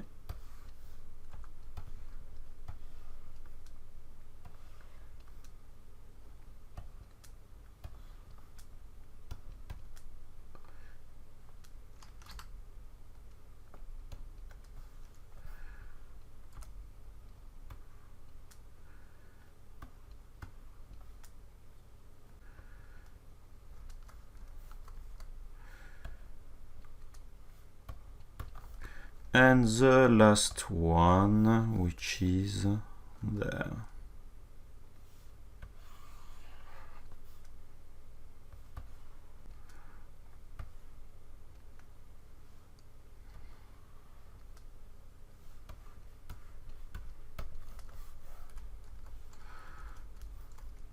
Okay, finally done. I'm sorry.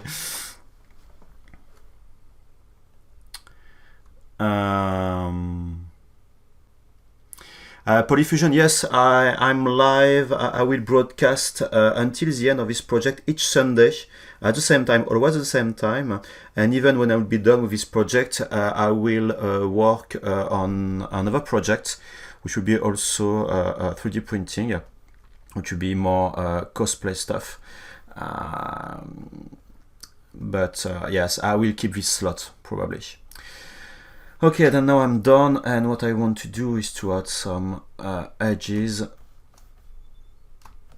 Insert edge.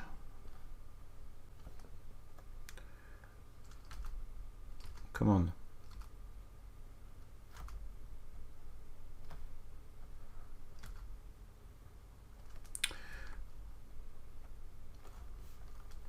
Yeah, more edge loop means better result.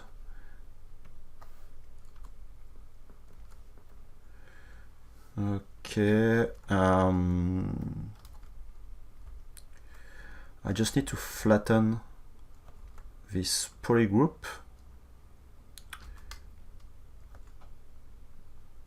And I will scale it, and I understand why I have something wrong. Scale edge loop.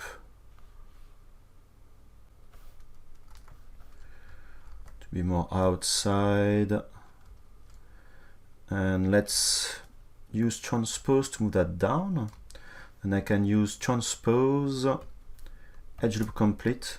I click on this edge, and now everything is masked except this edge, and I'm able to use transpose. I can center my selection and change. Oh, it should be center. Why it's not?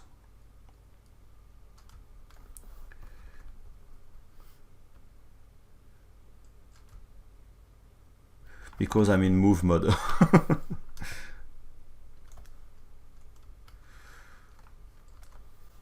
Okay, and what I will do, I will also do a small bevel. Small, not that small. Okay.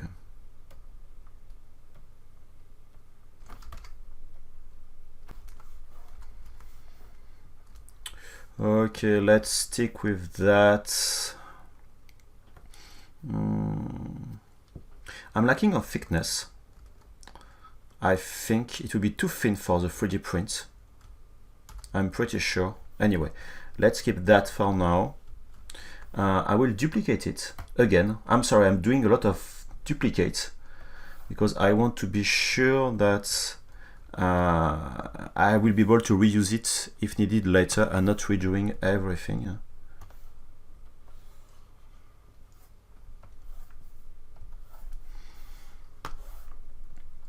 Let me do it now. I will change the polygroup of that. Polygroup, polyloop.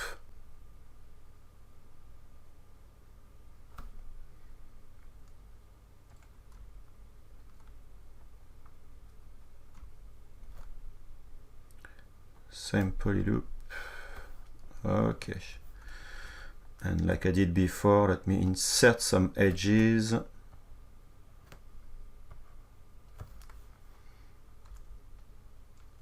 Okay. Then, sorry for this. It has been very long, way longer than I was expecting. It's not the fun part. I think if I had to, I should have sculpted that like I did before and doing a retopology.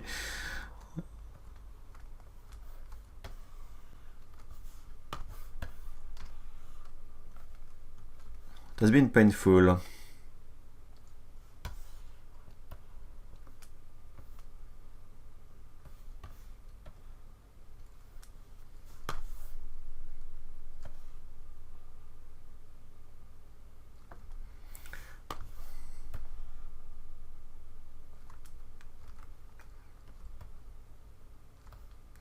And for the thickness, I will really increase it because it will be way too small.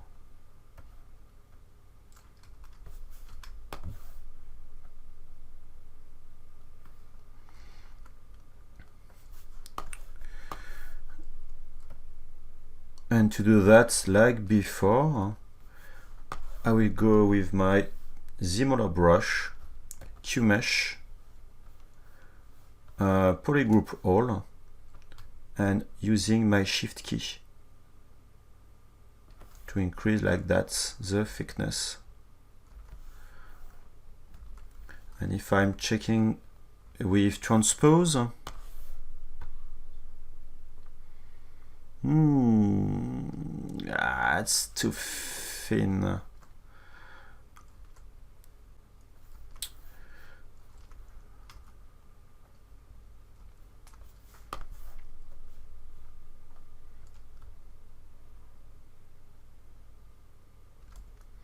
But I think if I stick to a millimeter,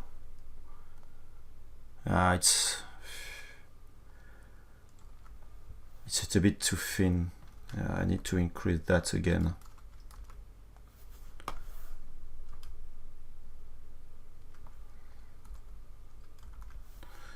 Which is now, yes, okay. It's a little bit too thin for now, but I'm at double the size of the minimal wall thickness. double the size, which is 350, 400, and I'm at least the double of size. But you need to consider that when I will print, I will print probably all this part together, or this part and this part, and this one will be just a little bit of extrusion. It's not a big part with no support. The printer will be able to print that without any issue, and I will print from the bottom will be here and the top on this part. I will print in this direction, then it's not a big deal at all. Yes, and I'm measuring nothing exactly. Okay. Now you need to blame my, I mean France, to not providing fiber connection to in big cities. Okay, now let's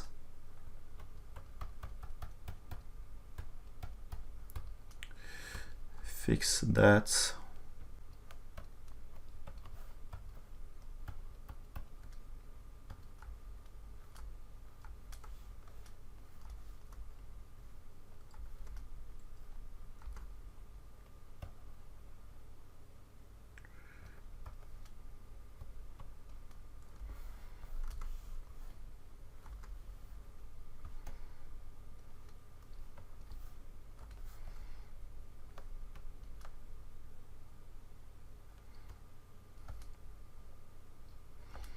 I'm not following again the initial design because you see it's way bigger, but well, let's do that.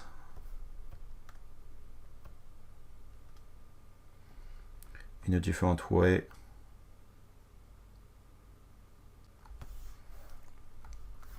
Let me isolate the body.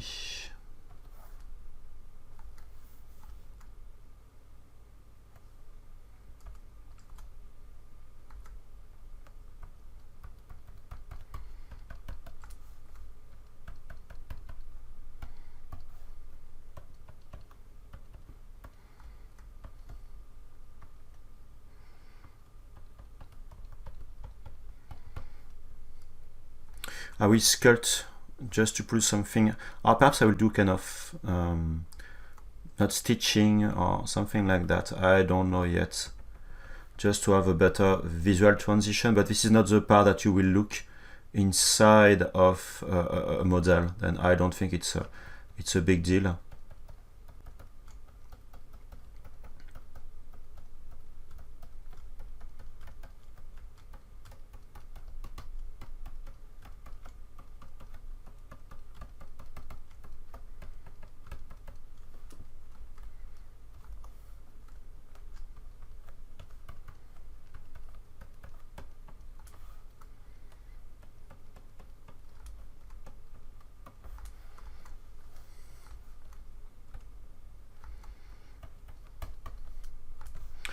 Then let's do some refinements.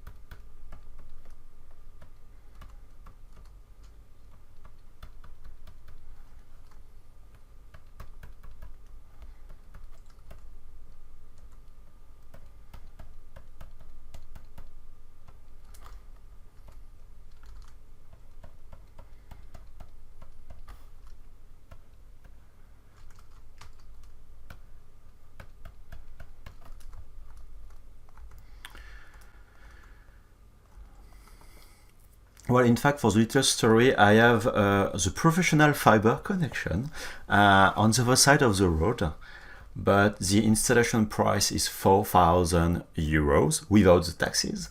And this is 900 euros without the taxes, again, per month for 10 megabytes. 1,200 euros for 20 megabytes. And I say, okay, come on, no. Then now I have for 15 euros per month unlimited 4G datas, but sometimes it's not totally stable. Well, then LTE is, I mean, this new deal is something great for me, really. because I'm able to stream, to upload quickly, even if it's not perfect.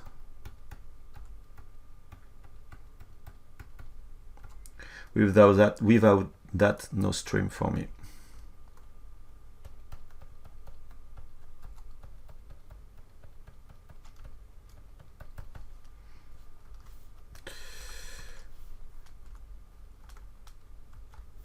Okay, let's mirror and weld. No. You see, I'm trying to do mirror and weld, and if I'm doing that, I have this result. Why? Because I'm in local symmetry right now. Then it's looking for the local symmetry of the model and not the global scene. Then let me just do mirror and weld. Okay. And I will just do quickly the hairband, same way. And I will be done for tonight. Then which one I will use?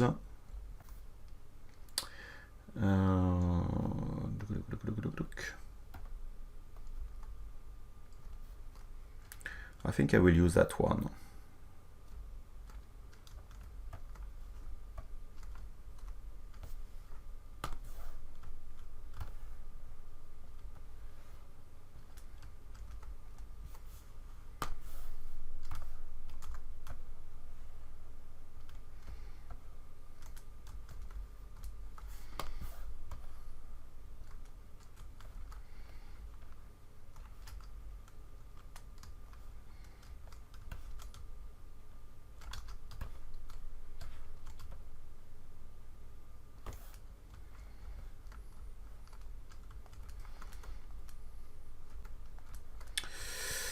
And my move brush without my symmetry.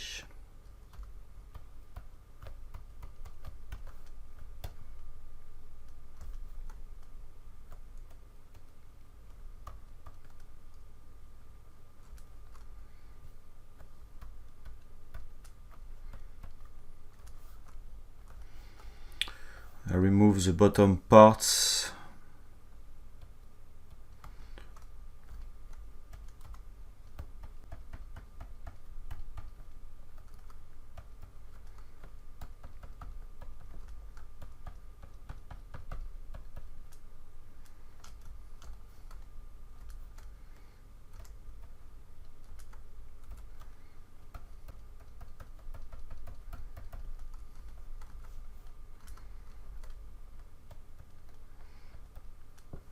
In fact, I need to put almost everything on the same level, same depth.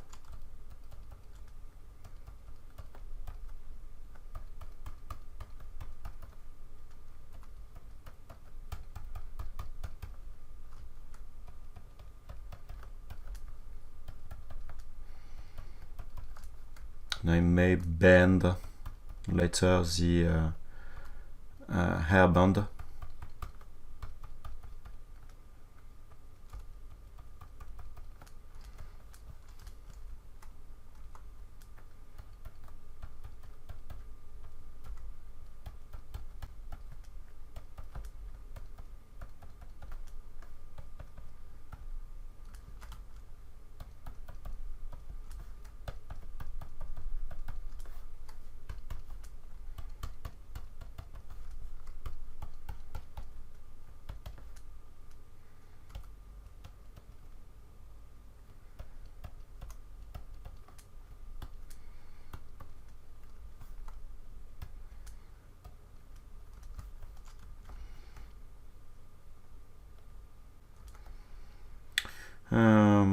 I think I will stop that to run this area. I mean, stop the hairband. Let me hide for now. I think later I will try to remove all these polygons and close everything. Well, let's see. Let's do it now. Let me just mask so far.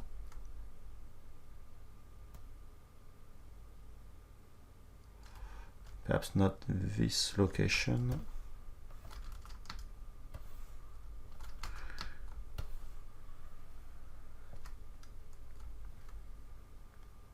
Let's keep until there. And on this side to that part.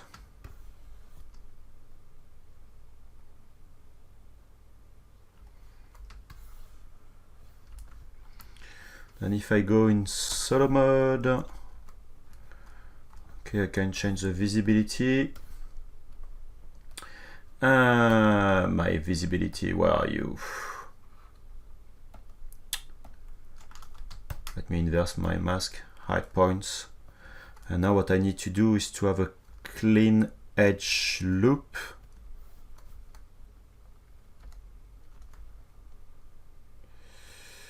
To close everything.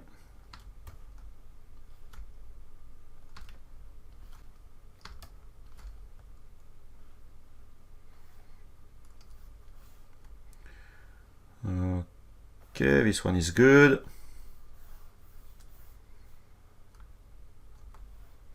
And this one is already good. And I can do a delete hidden.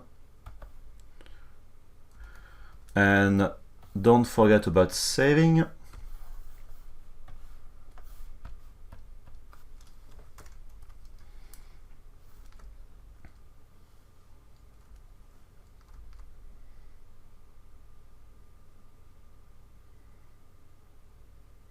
Yeah, Doug is doing a comment about the, this hair bonnet have a kind of double-sided stuff, but I think it should be really on front and the bottom. This is the bottom, then I'm not very sure that it's double-sided.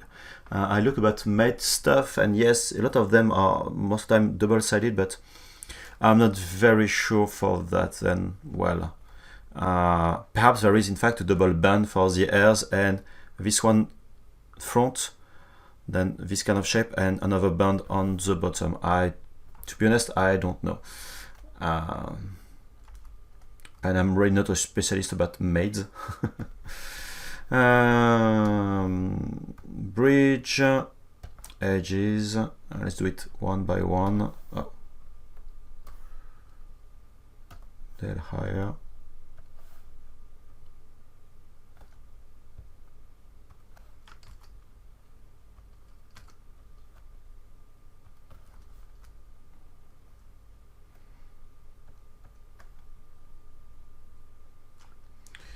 I will do a close hole. Why I have uneven edges?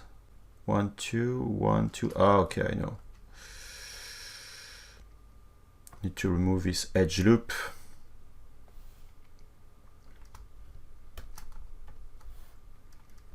Okay, and now I'm able to bridge.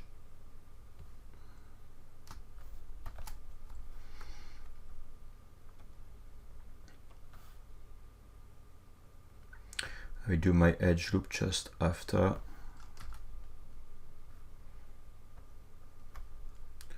Why I can't bridge? And now the other side. I will ask my Japanese contact about that. I'm sure they will be able to answer.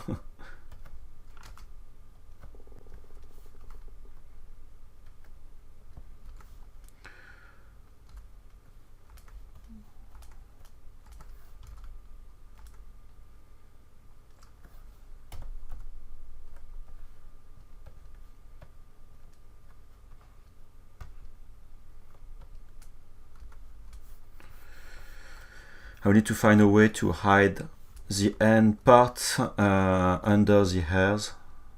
I don't know how I will do that. Not yet, at least.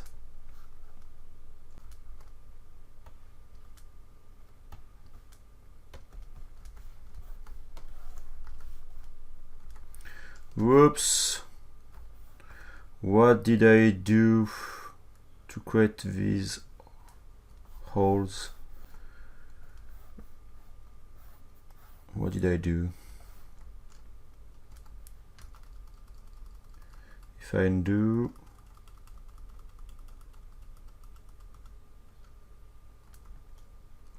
it's when I deleted. Ah,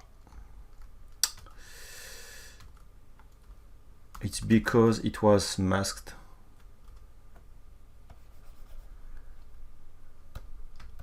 I need to redo everything. Oh my god.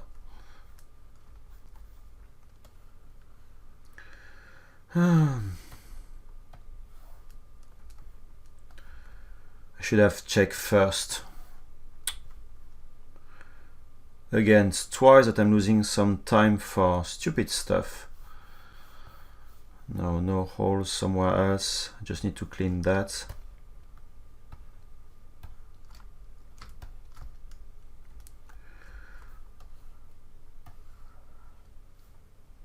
Delete higher, delete hidden.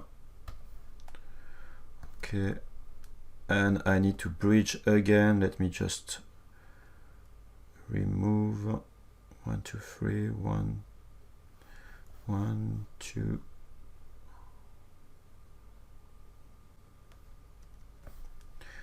Which was the one I deleted so far? Sorry.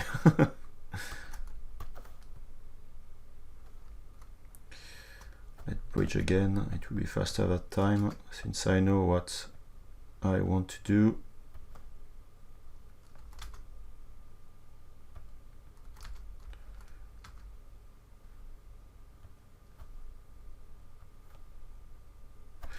Something which I was not doing is when you are working with the ZModeler, it's way better to work with your mouse and not your pen. And I was working with my pen and not my mouse.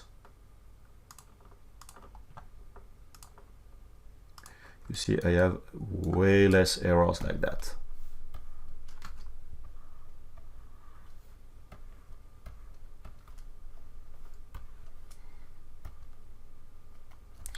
Okay, I will finish with that. I'm just finishing this part and I will stop the stream just after.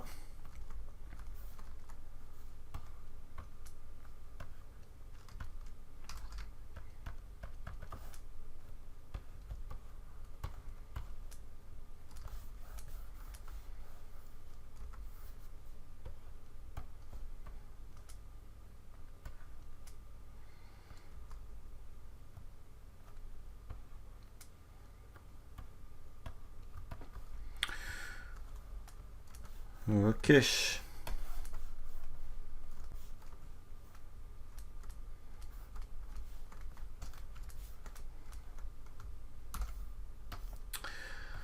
Then let me unhide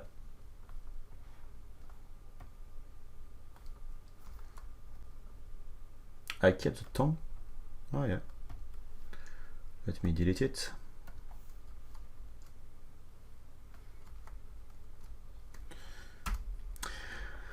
Okay, then it's still far to be done, but at least it's moving forward.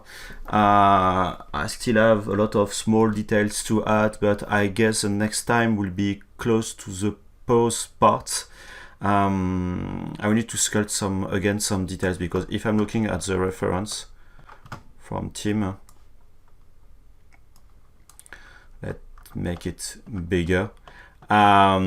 I need to work on small details. I need to do the rows to refine all this part, doing the connection, because all of that, the connection to my oops, sorry, for the glove is like that. I need to have a better connection. Perhaps I will merge everything, or in between having some stitching, the connection in between just below. I need to do all the folds, at least some of them on some areas. For the skirt, where it is. Yeah, okay. I need to oh, it's already non-symmetrical, but this one I need to add a lot of small details that we can see on this area.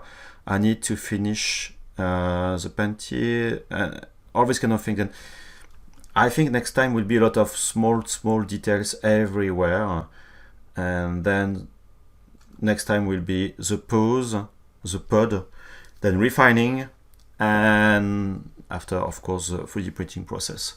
Do you have some questions so far?